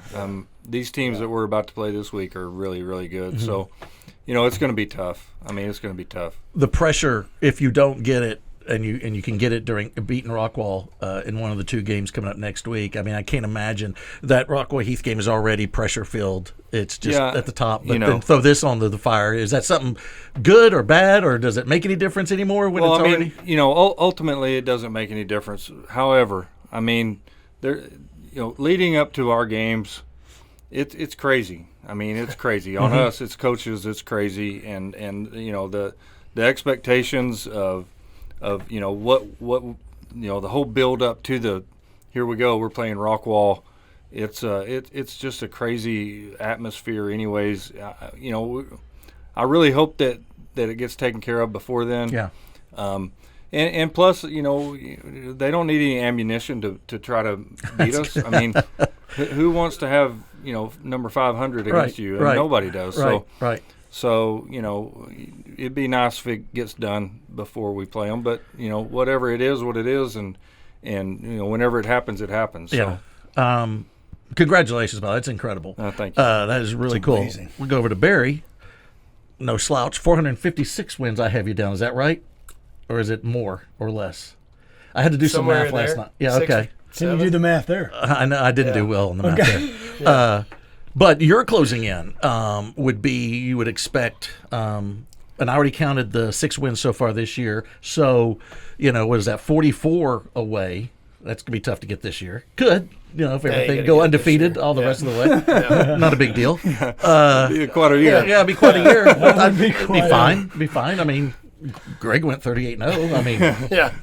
So, but probably next year, though. I mean, do you think about that closing in? And the milestones in baseball: 300 wins, 100th win, 300 wins, and then 400 and 500. You kind of keep stacking them. Then is this something that you think about? He's got a couple of rings. That's all I care about is Right. having a ring. Mm-hmm. I really, So you can do this? honestly, So you can do the knock. I mean, I think it's yeah. No, I mean, it's cool to go back and look at 300 and 400 and hopefully 500 next year. And, it's cool to look at that. But I don't have a ring yet. I've been down there twice and been to 6 regional finals, and that's what I want. Have we had Texas coaches with 1,000? Oh, Yes. Who is There's it? been, I want to say, is it Rocky Manuel from Bel Air, maybe? Yep. I think so. Boy, that's a Holy lot cow. of wins. Yeah. Houston That's Bel Air. unbelievable. It's really And just to you think about it. I mean, that's a long time. that's a That's what I was long going to time. say. 40 something years, coaching and a lot of wins. And you think about all the time that you all have spent on the baseball field with these players, all the the time you put in. 495 wins, 456 wins. That doesn't even count the losses, the games that you've coached in losses, the exhibition games, all these other things. That's just crazy to think about the time spent. If you were not in baseball, what would you all be doing for a living? What would you want to be doing? Do you ever think about that? No, because I couldn't do anything else. Not even use that political science No. degree and Say, go a politician? No. and I fix the couldn't do traffic anything here in else. Rockwall, I mean, something like that. The game is, and I didn't get to play the game at a high level, but the game has given me so much, to coaching wise, and then to see my boys do what they do, and to the relationships all that I have. I mean, I wouldn't. So you don't even think. I don't even think. So when you were young, I mean, you knew baseball was your future no matter what. I mean, I figured it would be somewhere with Okay. baseball. Greg, what about you? Would you be doing something else? If you couldn't do baseball, what else do you think you'd be doing? Man, I'd be a dog trainer. Really? Or an animal trainer. Yeah. Okay, we need to get him here for Ritland. Yeah. You got dogs? Yeah, I do. Yeah. I do. Yeah, All you right, don't see, want that'd to be get cool. started on that. That's Like bird dogs? No, they're golden retrievers. Okay. Okay. Yeah, All right. and they are the love of our life right now. Okay. I mean, they're everything. I mean, So they're Greg, really cool. Greg would have a good career if baseball wasn't around. Barry would be homeless. Because he's saying Right. he ain't doing He nothing. ain't doing nothing else. No. He ain't doing Yeah. anything else. I'd be pandering at 7-Eleven. Yeah. Before you take Yeah. any That- job. You're That like, being Yeah. said, I mean, I've been getting paid to do something with baseball since 1988. So, I mean, it's been good to me, and I love it, and can't think of any reason to ever stop doing it. So, but I've certainly thought about it. Like if I wasn't a baseball coach, that'd be something I'd like to do. Yeah. I'm pretty good at it. Yeah. I think I do. You do all right. I think I I think am. it's a talent. The dogs. There's know. a lot of patience involved and understanding kind of their mentality as well, and not that you can totally understand an animal's mentality, but it would be It's almost like dealing with a freshman. That's what I was going to say. It would be a don't good know what you're transition. gonna You get. go from the teenage boys to dogs. I would think the dogs are easier. yes, sir. Yeah. Okay, I want to look at some photos here because if you can show the Rockwall staff from back in the day. There we go. Look at those guys. Oh wow, that's dramatic right there. That looks like That looks like it's a movie poster. That's It a looks like movie that there's poster. a movie coming out. look at that. Gaffney on the left. Yeah. Yeah, you Who's got that in the back left? That's drama. that's Gaffney. Gaffney, Gaffney. Yeah. Yeah. Coached at John Paul, Yeah. and so great player. Then you had Coach Talley there. You know, Talley was like, "I'm in the black. Y'all are wearing the white. I stand out." Yeah. Yeah, It's like a glamour shot. it is. I know it does. is. It It is. really, it looks like it. And then you got Harvey without the goatee. Look at that young guy. You look at that. I know. And then you got old Jeff Payne over here. got doing the Talk set about curls. Jeff. I enjoyed it when Jeff was coaching here. That was Yeah. always fun. And you all coached together for a long time. For a long I time, talked to yeah. Tally about it. He said, man, they were two peas in a pod. They Yeah, did we- everything the same. We were good friends, and we had a lot of the same mentality, and we fished a lot together, and we were good buddies. Yeah. Where's he now? He's retired. Yeah. Oh, he is. Yeah. Yeah. So Yes. you took his spot when he retired. Yeah. Yeah. I think Okay, he's coaching okay. a select team or Yeah, I think One of the he's select still teams. he's still Yeah, he does involved select in and still stuff. in some ways, baseball. yeah. Yeah. I used to enjoy, and I know Barry loves this, when I would ask for the lineup ahead of time. I always want the lineup like way before the game starts so I can get it all ready on my sheet and be ready. Because everything should revolve around me. The game is secondary. Well, I it sounds like need you my prepare. information. Yeah. You prepare for those broadcasts. I You do. walk in 1 minute before. Yeah, before these. And so, but I remember Coach Payne would send me, he would text me his lineup. And it took me years because all he would give me would be the nicknames of the guys. And I don't know all the nicknames. So it'd be like Stretch Yeah, and- yeah. Cola. One Eye, Jeepers. And I'm like, who are these guys? I got to figure out who these guys are. You don't know their names. I, You you know, just- I mean, I figured out some of them, but then some I'd have to, okay, who's Jeepers or whatever? I don't know who that is. So anyway, but Jeff was great, man. Jeff was fun when he was coaching here. What was it like coaching against him? I mean, it had to be, at times you look across there, you're such good friends and stuff. I mean, was it surreal at times when y'all went against each other? I'm just on a little bit of a different wavelength when it comes to competing and playing, and so when I looked across there, we were buddies right before it, and we were buddies right after it. But when it was going on, like we didn't have. You were he was playing to win. He was an absolute enemy. I mean, Yeah, and that's what you want to hear if you're a fan. Okay, I want to put a shot here of Barry at Little League. This is my favorite shot, maybe of all time. Oh, man. There it is. Oh, yeah. Name on Looks the like you jersey. can barely Look at name on there. He Look can't at even there. barely hold There's that bat. so right many there. questions I Barry? have. There he Yeah. is. I think that Was the like team Barry? Was that it? Because No. why did y'all have your name on the front? I think I was the bat boy for my brother's Oh, okay. Oh. Okay. Maybe That at answers some the questions. Irving River Bottoms. out in Maybe the woods too. Yeah, no out kidding. just out Yeah, in a farmland. Where did they take y'all for those photos? I think that was at the River Bottoms in Irving, which used to be really That's good awesome. baseball, by the way. If you look close in the background, you see Leatherface Yeah. from Texas Yeah. Chainsaw Massacre there's running around. a lot of issues. And Barry's just smiling away. And so I love that. The bat is massive with him holding it there. Look, it doesn't even fit in the picture. Doesn't fit the picture. You're really choking up on the bat there. Yeah. Yeah. Yeah. And so, Yeah. but I love that the name is on the front. I was so confused about that. Then there's another one with Barry in his leather jacket. Oh man. Oh yeah. This is greatness. That's a great one. oh, Yeah, baby, appreciate that. heartthrob! Look at that. Just Look at the smoldering Scowl. look. He's like, I'm not going to give a smile. but scowl right there. Yeah. Normally, when you commit That's a murder, the, you don't take a photo afterwards. But for some reason, 165 And that pound looks that senior. that could be the murder weapon Yeah. right there. He's- It might have been right before it. Actually. exactly. Oh, yeah. I was looking for blood on the bat to see if there's any evidence on the weapon. Nothing says 80s and 90s like that. I should have just flipped the collar up. That's right. Yeah. Here's the Yeah. difference. I was telling Greg this before you got here. So I contact Melissa to get photos of Greg, his wife. Okay, the wife sends college photos. He's looking good. All these photos. I contact mom. Contact my mom. Yeah. Hey, his, thanks. It's all, She's got 'em all It's loaded. Little Yeah. League. He's got the jacket She just- on with the bat. She just walked down the hallway and just she took did. snapshots. I Yeah. Does she still have the big Oh, ones with they're all the just, multi they're photos? just flying down the hallway. Yeah. I had to Photoshop all the ones from Helen because she did take them from the Oh, frame. yeah, And yeah. the glare, I had The to go in and I had wall to take stuff out. Because there's a glare was covering up Oh things. yeah. All right, there's another shot I have of Greg though. He's pitching. It's the Oh, wow. No, there was another one. This one. Oh yeah. What team are you with here? Memphis Chicks. Okay. Double I A. was very worried because you see ICKS on the jersey. I was hoping to God there wasn't a D.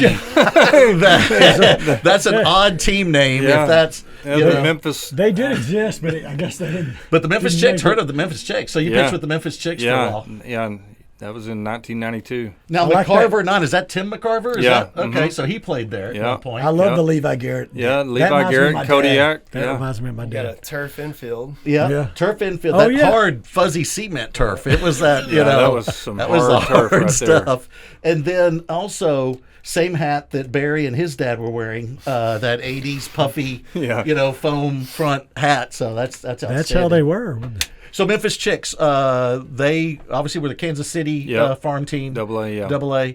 And that was the only. Did you? Tally mentioned something about possibly you were with the Reds. Were you with the Reds at all? I got traded to the Reds after Okay. the Chicks. Yeah. Okay. After Memphis. And how long were you with the Reds? Just finished the year. Okay. Yeah, that was it. 1992. That was it. Okay. All right. And speaking of the Reds, that's your team. Yeah. That's my favorite team. Now, how did you come to be a Reds fan? My dad grew up in West Virginia, and that was the team that they could drive. They took their dad's car to the top of the mountain in a coal mine in town, and that was the only team they'd get on the radio. That is exactly So my uncle, both my uncles and my cousins, and everybody was a Reds fan. You know? My dad was the same. My dad grew up in South Carolina, but they were all Reds fans because Yeah. that was the team they could get Yeah. on the radio. On the radio. So growing up in the 70s, I was Reds. I knew the whole Big Red and it Machine. made it easier in the 70s. It too. did. Yeah. Being Because so good. Pete Rose Yeah. and Johnny Bench. I could name the whole lineup. And then Rangers moved here. And then, of course, we kind of switched over and became Ranger fans. But So, would you listen on the radio, or were you? Was no, that this is before back you- when. No, my dad did. You know, he was Okay, growing yeah. up. But this is back in the 70s where you only got like one game a week. You would have a Saturday afternoon NBC game of the week, and then maybe a Monday night baseball game. And most of the time it was the Reds because they were really good. It was the Reds or the A's back in the 70s, and you never had the Rangers on any national know who game. they were, You know, yeah. they were. I don't know if people knew they existed, but yeah, I remember watching the Reds growing up and all that. So when you mention that, that always brings back some good memories. What team did you? Are you always Rangers fan? Oh, or- I was a Ranger fan. Okay. Yeah, for sure. And what about all the other teams like Cowboys? All the usual. No, I can't stand the Cowboys. Really? Yeah, absolutely. Okay, we're going to have to end the podcast right We're- now. Hey, it is. That's what going it to be is. an editor. We're going to get Yeah. more hate Yeah. emails. Than So we've what's ever had. even I back in the also like 70s? Trump also. So Well, I'm so on you board know. with that. I'm good with that. Maybe we don't edit. Okay, we'll keep that We'll one in. keep that. Okay, It's a but balance. Why why the hatred of the Cowboys? oh gosh. Because they're so liked? Was it one of those deals? No, so a Cliff Note version. My grandfather was a Cowboy fan, but he would not let us watch the Cowboys when the Cowboys would not do well. So I'm a little kid. He and- was censoring it, right? yeah. So when they would do bad, he would turn it off. You know, and I was like going. Well, Yeah. I'm a little kid, and I'm going, well, this is terrible. Like Right. I can't even watch them. So I was like, who can I like that can beat the Cowboys? And back then it was the Steelers. Ah, so you're a Steelers guy. Steeler fan. Oh yeah. my Really? goodness. That's That's crazy. Yeah. Growing up, football fan. Cowboys. Cowboys. I Always. was saying, I was, watching them at my granddad's, but he wouldn't turn it off. He No, Yeah. no, he'd we just sit there cussed. and Yeah. pound the Good or recliner, bad? Yeah. Good or bad? pound the recliner and cuss and spit in his platoon, and My favorite, I used to always joke around. My dad's passed away, but every time his birthday comes around, I go, I'm going to honor my dad by cussing Tony Dorsett and his fumbling, because that was what I always remembered. He fumbled again. It just He just stuck in always your was head. so bitter about Dorsett fumbling. But so, yeah, little trip down memory lane. That was fun. When I Yeah. got those photos, I was just having a blast. Those I was are like, man, great. these are great. These are great. Great. We'll put them on the broadcast, too, Oh, yeah. so don't Appreciate want people that. to miss Yeah. out. Integrity is how you act when no one else is watching. That's why you can find us at nearly every community event volunteering, sponsoring, and donating. We don't do it to be seen, we do it to serve.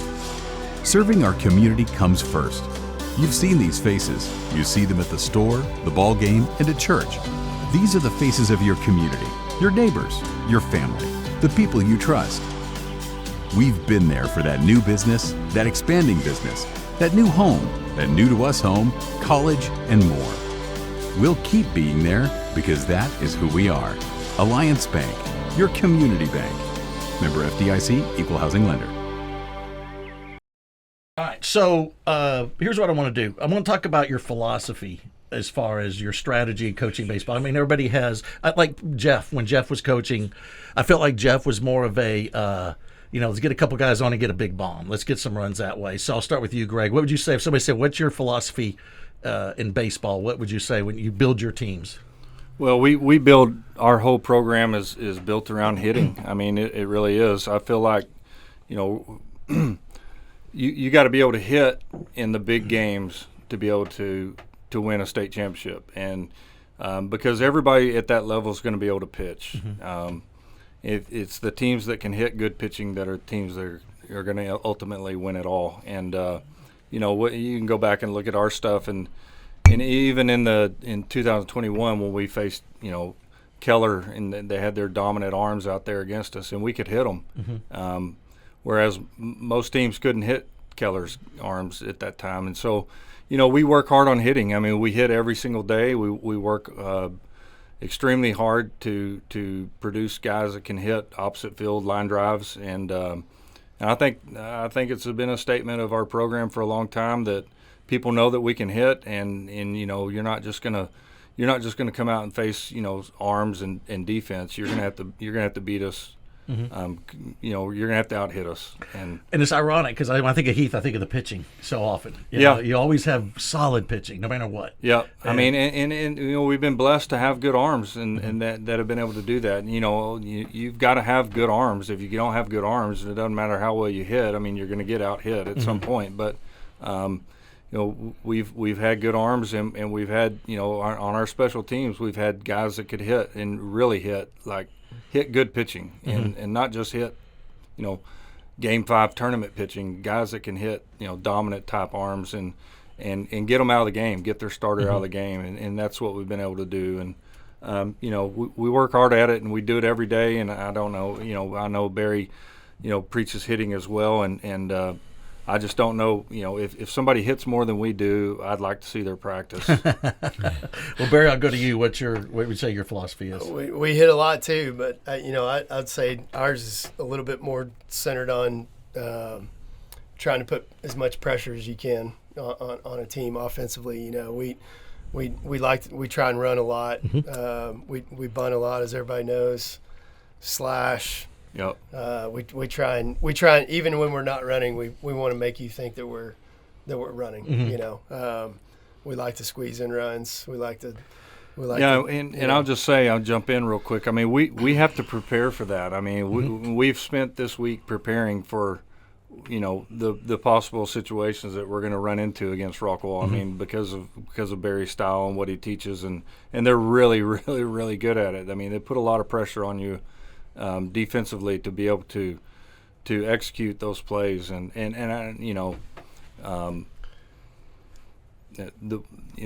of the things I tell my guys is the best way to stop that is get a lead. Yeah. Get a lead. Like, what he's saying. I mean, there's some games there it works great, and we can do all this crazy stuff, and then hey, if we're down 4-0, and we're probably not running very much, and we're probably not. Doing a ton of stuff. So, and again, they can always hit. They can always hit. Well, we always talk about that where when we do the games where Rockwall have a lead, and you just always say, "Well, I don't feel good about this lead." Either I don't feel good. Either way, in these games, I don't ever feel like it's. No. It can be. I mean, I'll go all the way back to 2010. I mean, when we scored all those runs against them, we're up by 8-9 runs late in the game, trying to go to the state tournament, and I'm coaching as hard as I've ever coached, because all I'm seeing is, hey, guy gets on, guy walks, 3-run bomb, here we go. Yeah, exactly. You know, like that's always in the back of my head. In a game like that, obviously it's kind of unwritten rules. You got a 8-run lead. You don't steal. You don't do that. But against a team like Heath, or if you're worried about Rockwall, will you forget that? We're stealing. We got to do something here. We got to manufacture more runs, or will you not? I mean, I don't think either one of us has really been in that situation against each other where we have to pull off the gas, or think about it. But it just I tell you, it's so fun doing the jacket games because it's weird to say, but we've seen like 4 consecutive bunts from your teams. Yeah. And it couldn't be more exciting. I mean, it is a blast to watch that. And then you try to explain to people, oh man, we bunted 4 times. What, dude, you don't understand. This was great. It was awesome. Yeah, you watch the defense. Funny. The defense is going crazy. They don't know what to do. It's funny how that. I mean, it's funny how that just happened over the years. I never really thought like, oh, I'm going to be a small ball coach and do this stuff. But I just realized that, hey, we can put a whole lot of pressure on teams by doing certain things and even when you don't have teams that can really hit, you can expose some people by doing stuff, and then you can kind of open it up where you get better pitches to hit, by running and putting pressure on That's guys. true. It's hard to defend. I mean, it is a good team like that can run and can bunt and put pressure on you. And I mean, we work on just a regular old base hit to the outfield. I mean, you better get it in because they're trying to go to the next base, and sometimes they make it, sometimes they don't, but they're trying. You live by it and die by it. Right. I mean, once you kind of go down that road, it's like, hey, let's go. I go back to when I played or whatever, we even watch teams play.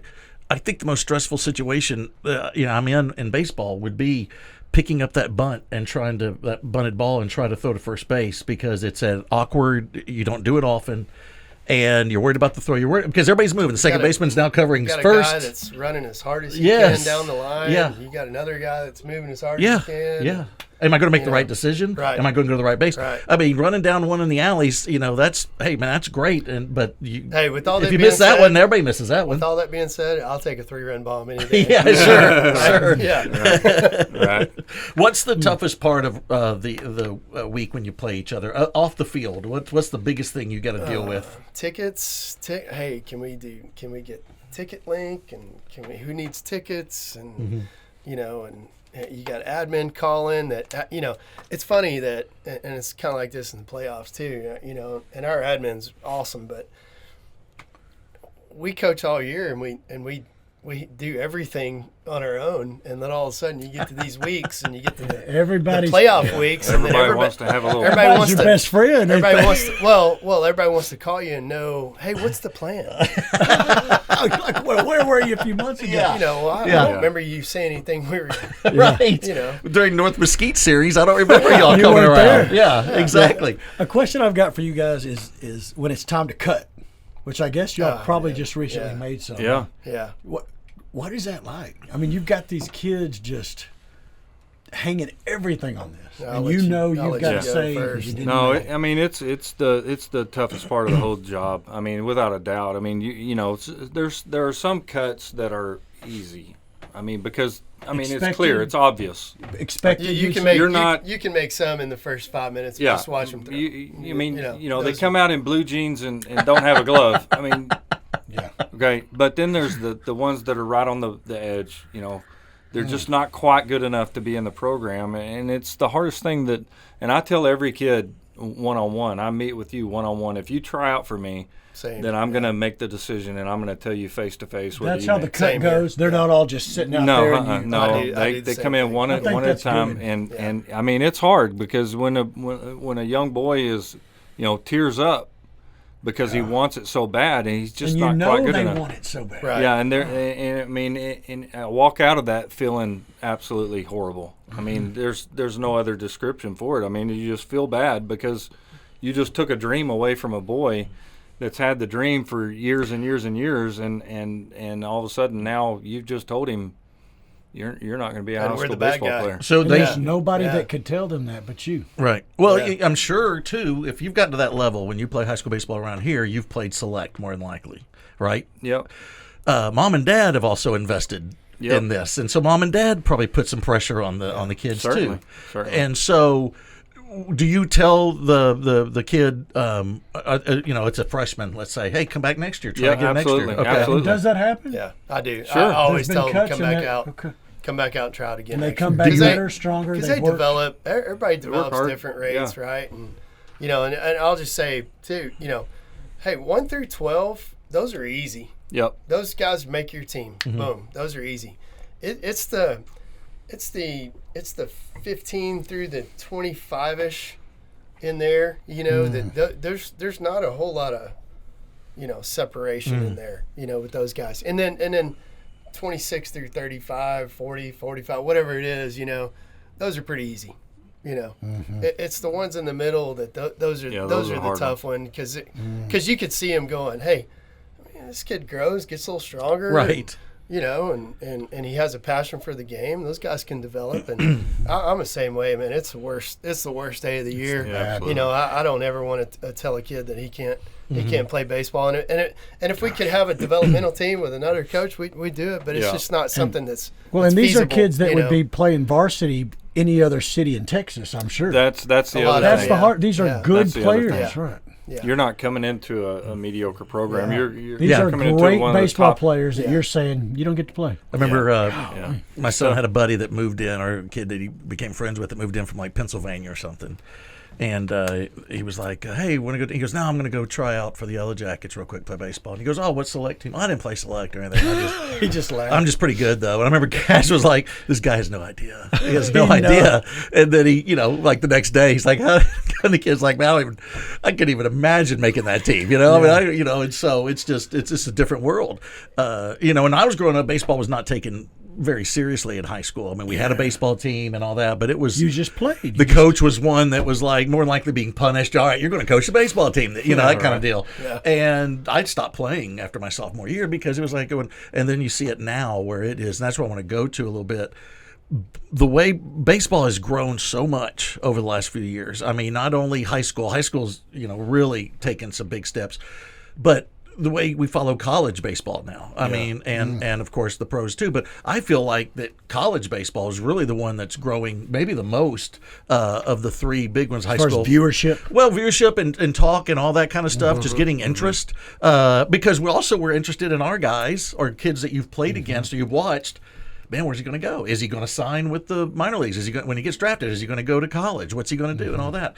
So I'd like to ask y'all, what do you feel about the level of high school baseball right now? Because I think there's also some cons, some negatives that you have to deal with. And what I'm getting to is like the social media and things like that. And so I'll start with you, Barry, on this one. What are your thoughts on the level or the state of high school baseball right now? I mean, and all I can speak about is for us. I can't speak about another town or whatever. But I mean, I feel like if you come play for one of us, we're going to develop the players, to the full extent, and I work really hard at developing these guys and through the fall and then through the spring and then trying to get them to be the best they can be and get to the next level. And I think we've got 19 guys playing college baseball right now, from past years. Yeah, that's unbelievable. How about big leagues? Not from Rockwall right now. We've got some in the minor leagues. I've got one from Wakeland that plays in the big leagues for the Orioles. Which is awesome. But I don't know. I mean, I think the state of high school baseball is pretty good. Yeah. I think if you depending on what game you go watch, but I mean, considering like the tournaments we played in, tournaments they played in so far, you go watch any of these games, man. Like, you better be pretty dang good. Well, you'll even look at the facilities now. I mean, when you go to play, I mean, I remember when we first started broadcasting, I felt like we're playing in like a city park sometimes when you'd play some schools. The 4 bleachers. Yeah, it was like, you had like 2 bleachers and there's really not a dirt infield, but then now, you go to any of these facilities, most of them, and it's like unbelievable. So, Greg, do you worry about social media and stuff like that with your kids? Because I know a lot of high school coaches do, that they get so wrapped up in that. Is that something that you worry about? So I feel like we have a pretty good grasp on the social media part, and our kids are good, and they understand, they listen, and they stay off of it for the most part. It is a problem throughout the state of Texas and probably the nation, but I think our kids are all pretty well grounded and understand they need to stay off of it for the most part. They don't need to self-promote.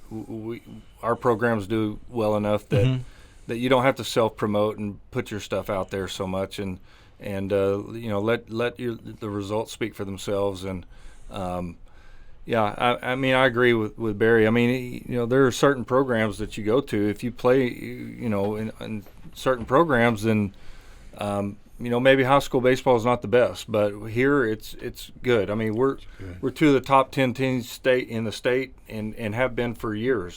Which is crazy. Same city. When people same right. I mean, county. when people in Texas talk about Rockwall ISD baseball, they know that we're both 2 powerhouses. We're both in there, and it's pretty special. Well, even the 2 times that you faced in the regional finals, it was almost like, well, this feels like it should be the state championship. Yeah. Well, I'll say in 2021, in 22, our team wasn't as good. I mean, we were fortunate enough to get by and make it to the state tournament. But in 21, after that series at Dallas Baptist, that was the most electric series I've ever been a part of.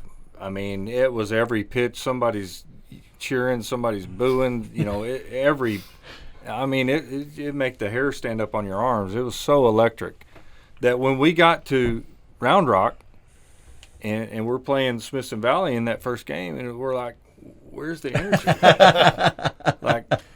It really set us up to be able to go do what we did in the state tournament because of the pressure that we had felt in round 5. Well, in that series, I remember distinctly, my son was going to college at that time at DBU, but all his buddies were like, we got to go see this. Oh yeah, everybody. And then it was people that I hadn't talked to in a while, like, hey, we're watching or we're going. They had nothing to do with either one of these teams. They just wanted to be a part of it. It was amazing. Yeah. And I think it says something when the next year they face each other again, and they decided they couldn't do, correct me if I'm wrong, couldn't do DBU because DBU wasn't big enough to hold everybody, because they were worried. They were worried that it wasn't going to hold everybody, and that's a great facility too at DBU. And so they go to Rough Riders, and then, but it's just a great, it's just I can't tell, and that's where I just get to again next week. Get over to Heath or to Rockwall when they play each other, both whatever, because both stadiums too also, or both fields have different feels to them too. I feel like you go to Heath home game, and there's a different atmosphere than there is at a Rockwall. Would you think that? Would you say that? Yeah, I'd say. Yeah. Because at Heath there's a lot more like Timbo Duncan's on the PA, and it's like a Three Stooges act. You got sounds going crazy, but it's really it's fun, and he's got stuff going back and forth. And it's been that way since the beginning. I mean, he's been with me since the beginning, and people know that when they come over there, you're going to have to deal with it. I mean, it's part of it. You're like a Looney Tunes cartoon, man. It just sounds going constantly. I want to kind of piggyback on that question. Go back a little bit. Current state of high school football or baseball. Baseball. That's what we're talking. We do football too. I thought you were the football coach. You're baseball coaches. Hey, I coached football for 12 years. I mean, did you there. really? Yeah. And that is the current state of baseball and the socioeconomic component of that. I mean, these families got to have some money today. If you're going to play at that level, what's your thought on that? Yeah, I don't think there's anything we can do to change that. But you can't be a single mom with 6 kids. I'll say this. You know what I'm saying? I'll say this. Kids that are lower socioeconomic, or economic disadvantage. I mean, the MLB is doing a better job of finding programs to help those kids, help those guys along. But yeah, I mean, it is like the more money you have, the more opportunities you're going to have for training, for select teams. Sports psychologist at age 13. Hitting coach, Hitting coaches, pitching coach, fielding coach, strength hitting coach, everything. And now with that being said, you can't buy your way into anything, which some parents, I was going to ask you, have either of you ever been approached in a subtle way? If my kid can play, I'll make it worth your while. Has that ever been? Do you feel like even hinted on? I wouldn't say like not like that. No, because there's parents I know that I would not put that past them. Well, I think, and what I see sometimes is, and y'all are in the heat of it, is these kids have been on select teams for a good while. But these are coaches that these parents have paid for, so that coach is going to do everything he can to have that kid and tell the parents, yes, he's doing great. He's working on this. Right. So by the time they get to the high school team, they probably have an inflated sense of how good their kid is. So I talk to our freshmen about it every year. Like, look, you guys have been on teams of 12 guys. You guys have all paid. And when you're on a team of 12, you're all playing. Look around. Now you're in a room of 20, 22 guys. And the best guys are gonna play. It doesn't matter. So you can't. There's no. I always say that's the great equalizer of sports. Yeah. Money can't help you. And again, the better, in our situation, it's better. The better school you're at, that's easier to say that.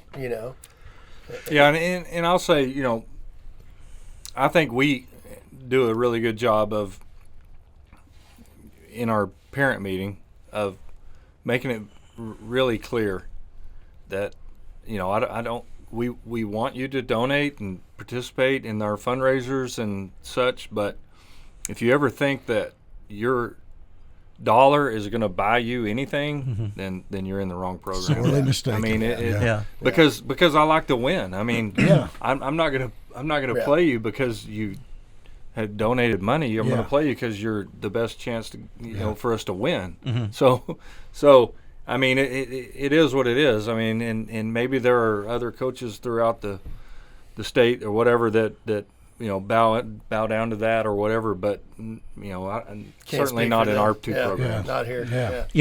And also I wish Barry would just play the kids that offered the $1 million. I kind of hope he does that next week. Get over Barry. You need to give a few kids a chance. Yeah. Why not this next week? His team's down the fundraising list. Lead off. His team sucks, but he's in a brand new Lamborghini. Right. Why is Barry leaving in the middle of the season for vacation? Where is he going? You want to hit 4-hole? Sure. Exactly. I have a price list. So, I want to kind of switch it here. Well, first of all, I want to go back to the parents. One thing, if I put on a scale of the parents most difficult to deal with, I'd put baseball at the top of it because, it seems like, and parents are, and Rodney and Trey talked about it when they were here. They said, man, we get it. We're parents. We all have had our kids play, and I know that my mentality is always, a parent's mentality is always, he needs to play a little longer, and you're going to see how good he is. You just need to give him a little bit more time. Or if he's playing a lot and you pull him or whatever, you're like, no, he was about ready. He was getting in a, you always have that. 10 more games. 10 more games and he would have had it. Yeah. Right. And I think Rodney always said, he was always like, play the best 10 players in my kid, was what he would. That's the best 8. Best 8 in my kid. Yeah, exactly. So. What do y'all do to try to temper that? Because I remember coaching in Little League, and my most vicious, encounters with people were coaching Little League baseball with parents. I used to get ballistic. It's just a constant message, I think, from us, through parent meeting and be really good at communicating. Strong boundaries. And we do that at the parent meeting. Good boundaries, and then, I think the more you can communicate, if I can communicate with the kid and make sure that he knows what expectations are, where I feel like he's at. That's the biggest part. He can communicate that to his parents, and then if, and then I don't know. That's the biggest part. It's the communication. It's the honesty. Mm-hmm. I have kids that still don't have an at bat this year, but to their, it was explained to them before the season started what their role was going to be and what the expectation was going to be, and they fully bought into their role. Mm-hmm. Right. And it's it really is the parents accepting the role that the kid has already accepted. Mm-hmm. And that's really what it boils down to, because the boys are out at practice every day. They know. And they know. Where they stand, mm-hmm. and they don't expect anything else. Mm-hmm. It's when they go home, and mom and dad are going, why isn't he playing you? Right, right. You, blah, blah.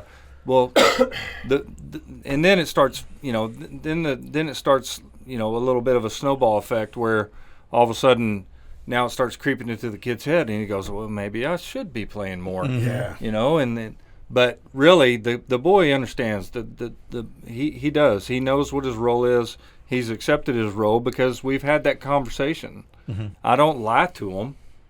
And that's what sometimes, if you beat around the bush with a kid, like, it's way better to be very honest with the kid and say, look, this is what it is, and maybe they're pissed off at you for 24 hours versus being, mm-hmm. Mad at you for a full season because you didn't lay it all out there. Yeah. This is where you're That's at. Right. That's right. I mean, it really is, because you just got to get around right to it. I'll call them into my office and I'll say, look, I'm like, I want you to be a part of the team because I think everybody likes you. You're a hard worker. You're not going to get to play. Mm-hmm. Mm-hmm. You're not going to get to play. You may not even get to practice. You may not even get many cuts in BP, mm-hmm. but we want you to be there because you're a great teammate. You can bring something to the team. You bring energy in the dugout, and you can help us win mm-hmm. by doing your role. And they're like, and if you accept that role, then I want you. Mm-hmm. Mm. And if you don't, then we're gonna have, we can't have you. If you think certain things, then maybe you need to not play. And they all buy in, and they're like 100% yes. Mm-hmm. And those are the guys that bring the energy in the dugout. They're the guys that are pumping the guys as they come out. Somebody's 0 for 3, and they're like still, hey, come on, man, you're good. We got you, and those are the guys that ultimately make a team a team. It reminds me, and I'm forgetting the catcher's name on the Rangers last year. They signed him in the middle of the season. Austin Hedges. Yeah. He hardly played, but he was at the forefront. What's that number on your butt? Yeah. Exactly. Right. Exactly. Yeah. And everybody loved that guy, and he played a little now and then, but he was just a defensive, catcher, whatever. I mean, even when he came to the plate, I remember even watching, oh boy, here we go. This is not going to go. Yeah. But he brought something to the team. Yeah. Well, you saw him he was always just into it and just had energy. And your best teams are really fun to go back and look at those guys. Mm-hmm. Like I've got a good relationship with some guys that never played. Yeah. But they were on some of the best teams I coached. Some of your favorites. Yeah. And they'll text me, and when they come back in town, they holler, and I'm like, it's awesome. That's the best part. Can y'all speak to the importance of the ratio of pure talent versus hard work, and that combination in the rare kid that has high levels of both? What is more important on being a good ball player? If one was going to have, are you looking for that balance? You got to have talent. You got to have the talent. I mean, you can work as hard as you want. The hard work is not going to replace the. Not in baseball. It's such a skill sport, And it's even like specifically like if you do one thing well, baseball has a spot for you. You know, it seems like, and a lot of sports really don't have that. In basketball, you may be a great shooter, but you still got to play defense. You're still going to have to handle it. No, I'm a firm believer, though, like in raising two boys that have gone on to play high-level baseball, like if you do the right things with them as they grow up, I mean, I think you can really make a ball player, But you get the kids who but it takes rely a on lot. that talent that are so talented they don't have to work that hard. Yeah, those are the problems. That catches up and to you can't really teach that, can you? No, they have to work- learn. Unfortunately, they have to hit rock bottom to Yeah. learn that. Mm-hmm. Yeah. Yeah. They have to really struggle, and they will in this game. Yeah. You'll really struggle. Game will eat you up. and We've then had a few. you'll either Mm-hmm. realize, okay, I gotta hit it running, or yeah, I'm probably done. Some make it, to the varsity. Some make it through high school, and some make it to college, and it catches up with them in college. Yeah. And There's a whole lot It's of gonna other catch you super down. talented kids that gonna want to catch work you down. hard. As soon as they hit college, they run into the, well, this kid's as talented me and is outworking me. Yeah. Now I'm in trouble. Yeah. It made me laugh one time. I'll go back to Rodney one time when he was talking about he'll say, I'll see those coaches that say, the kid's like a defensive back, and he goes, man, he's got a lot of heart. I wish I had 11 of those guys. And Rodney always joked about, I don't wish I had 11. I mean, he'd be a horrible offensive lineman. I don't need 11 of that. Yeah. I do think the energy or the heart is out. You need Great. it. But you got to win. Yeah. You gotta All right, I win. want to change gears a little bit. We're going to have a little fun. I want to talk about, I'm a big baseball movie guy. I love baseball You're just a movies. movie guy. I'm a movie guy. And I feel like it tells a lot about people what movies they watch. So, top 3 baseball movies. Oh man. Oh man. Or movies that we don't have to do top 3. Baseball movies you like, that you like every time you're flipping or whatever. If anybody flips anymore, I don't think we do Let me anymore. start it out. Okay. Field of Dreams. Certainly. Yes. Yeah, course. Certainly. yeah. But Let's- I don't know if that's a baseball movie as much No, as it's a... But it's the baseball soul movie. of baseball, isn't it? It is, but It is. it's dad and son. It's a pure baseball It's movie. all these other things in, but it's centered around baseball. Yeah. I just feel like that spirit of it, of what it Yeah. means to America, the whole Yeah. apple pie. Yeah. I love it. I Yeah, love it. yeah. That's So a great I, one. I'll shoot out. I mean, I'm big on Sandlot. Yes. Yeah. Yes. I mean, Yes. what a great movie. Yeah. Bad News Bears. I I love that. the original Love Bad it. News Oh my Bears gosh. is the best. It's great. It's the best. Now, yeah. there's certainly some way better baseball, movies, but man, those. So are you more drawn to the ones that are, like The Natural? I love The Natural, but it's not the same as the Bad News Bears. Yeah, right. That's And if I'm different. flipping, That's I might be different. watching Bad News Bears over The Natural if I have to choose. I would. Depends on but the mood you're in. you Yeah, gotta- that's yeah. true. You That's got to true. see The Natural, but you're going to watch the Bad News Yeah. Bears about Right. 15 times. Yeah, that's true. Oh, here's where he's drank too much and he's passed out on the mound, and all that. Was Bad News, was that the 70s? It's 76. Wow. Yeah. I've actually got in my office, I have the team photo of the Bad News Bears. So I'm ashamed to say right now I don't remember the guy. Was it Kelly? Yeah. Kelly that Pitcher? rides the motorcycle? Yeah. Yeah. Pitcher. Kelly Lee. Yeah. Yeah. Kelly Lee. Yeah, Kelly Lee. Oh my gosh, I refer to him all the time out there. Yeah. If a center fielder runs and takes a ball from the right fielder, I'm like going, hey, it's Kelly. Kelly Lee. Yeah. And you have is it Tanner? That's the Yeah. shortstop. He's Yeah. always throwing his glove on the ground. He's always mad. It's greatness. It's absolute greatness. So you're right. You're right. But then So I've referenced in the last 2 days. I've referenced to my players, Bull Durham. Oh yeah. Oh yeah. Because, of because course. we had a pitcher that Classic. shook off our pitching coach on Saturday. And so I showed him a Bull Durham clip. You shaking me off? Why are you shaking me off? And why is he always calling me meat? Yeah. Exactly. And then I referenced For Love of the Game. Oh, I Yeah. love that movie. That's an underrated about the one. mental Yeah. aspect of Yeah. a pitcher. Lock And it in. Lock that it it's in, yeah. it's 2 hours of Vin Scully too as a I mean, broadcast guy. I can't love beat- that stuff. can't beat man. that.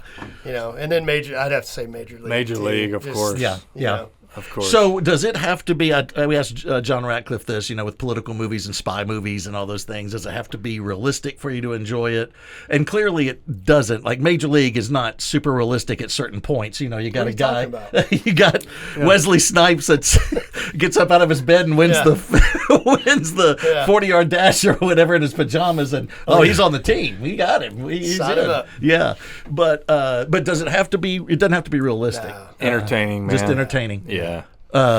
Yeah, and then there's the underrated ones that I'll, like I think, Bull Durham. You look at The Natural and you look at Bull Durham, and they're almost opposite movies. Yeah. It's one's a fairy tale kind of thing that is the whole, epitome of baseball, and the other one is just the bare bones, dirty, the thing I think I laugh at is in the natural, the bat boy, he breaks his bat and the bat boy made his own, and it's the Savoy, and he gives it to him and come on, get one for us. And then in Bull Durham, he goes, get a hit, crash. He's like, shut up. He sends him away. And, and both of them are great. Now, let's not forget the ladies, League of Their Own. League of Their Tom Own. Hanks. That's a good one, yeah. There's no crying in baseball. Tom Hanks is great. Have y'all had to use that term? There's no crying in baseball. Oh, of course. Yeah. Several times. Many times. Yeah. So, what is the most common term that you catch yourself using all the time when you're out there? Oh, boy. Because we always make fun of Russ Childers, because one time we did a broadcast and Russ was with us and somebody walked a guy and he scored and he goes, walks will kill you. We're like, that is an insight right there, Russ. And so Tally mentions it all the time. 2 out walks are the kiss of death. I say it, who knows how many times a season, but, I yell. When I've had enough of it, the hitter will hear me say, get the ball out of the air. Like, God, the freaking weak little pop-ups are just killing me. I remember we had when I coached and had assistant coach, he would always yell at our pitcher, throw strikes. And I remember like, dude, he's trying. He's not. I always love hearing that out of the stands. That's what I'm supposed to do. That's the best advice out of the stands you can ever throw strikes. Thanks, Dad. Yeah. I didn't realize. Yes. That's what I'm supposed to be doing. Oh, man. Okay. When you were in high school, what jobs did you have? Like high school, college, what was like the worst job? Before? We already know he won't do nothing but baseball. That's true. That's true. I had several jobs, though. I umpired. Okay. High school. That counts. No, but in college, I worked at a racetrack gas station. Oh, wow. I worked for UPS. All right. And I worked delivery guy?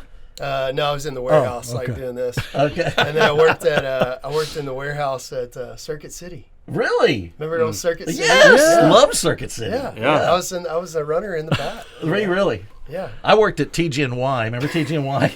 And I was always the layaway guy. People had layaway all the time. And they'd be like, layaway 1141. You had to run back there and go grab the layaway with the number on it. Did you always get school clothes on layaway? No, not school what clothes. we always it was did. always We the would- big we would- items. Like Christmas stuff was always, I remember my mom always going, it's on layaway, and so And it you just started like in you September. hope to God they would Just have the making money payments. when it came time. Right, yeah. Making payments. Yeah, exactly. You just make the payments. Greg, what'd you do? Oh, man. So when I was in high school, I was a plumber's helper. Okay. So what does a plumber's helper do? He digs the ditch. Oh, Climbs the best part under of the it. house. He goes under the house. Oh yeah, that didn't last long. That was So not when my the cup of toilet tea. was stopped up. it was Oh like, yeah. Oh, That's why they make the big bucks, man. that didn't last long. I did not last long in that. got out of there. And the other job I did not last long was as I was going to be a server at Red Lobster. I went through the whole training of everything. I did it one day, and I was like, I came home and I said, I can't do this. I still don't know how they carry that stuff on a tray. Right. I haven't been Red Lobster in a long time. We went the other day, me and Dwayne Kane and Russ Childers, because it was the all-you-can-eat shrimp, and Dwayne bought. And we're like, dude, if you're buying, we're going. And we went to Greenville. The biscuits. Oh, yeah, the cheese biscuits. Best ever. Yeah, cheese biscuits. So that brings me to this. All right, you get a big win, or you got something to celebrate, anniversary. Where you going in the area? What's your go-to restaurant in the area? We go to Zanata's, the regular place, or we'll go to, we're big on, I got to say, I don't know if it's Mama Casa's or Casa Mama. Casa Mama. Yeah. Oh, yeah. I do too. I like that. Yeah. We love Yeah. that place. Yeah. Oh, my gosh. That's our favorite. Okay. That really is our favorite. I mean, Melissa and I go there. Okay. If They got good we enchiladas. want to go just relax and have a drink and eat some chips and hot sauce, and that's where we go. Okay. We love that place. Yeah. Where do y'all go? Man, same like Zanata. I like just the little old going to Arboledas, man. Yeah. You know? Yeah. Just go to Arboledas right So down, there's right guys down the go road for from lunch. school. There's a little place down 276, called Sweetwater Grill. I don't know if y'all know. They always got live music there usually. Yeah, baby. Guys, can't thank y'all enough. Thank you for being here. This was a blast. And I know Barry has to go. We won't say why, but Barry has to go, so we're gonna let him get out of here. Emergency. But there could, if he doesn't go, there could be a divorce following. So we got to let him go. So thank y'all for being here. Hey, y'all absolutely. very much. Great It's time, been a guys. pleasure. Yeah, absolutely. Thanks for having us. All right, thank you. Appreciate it.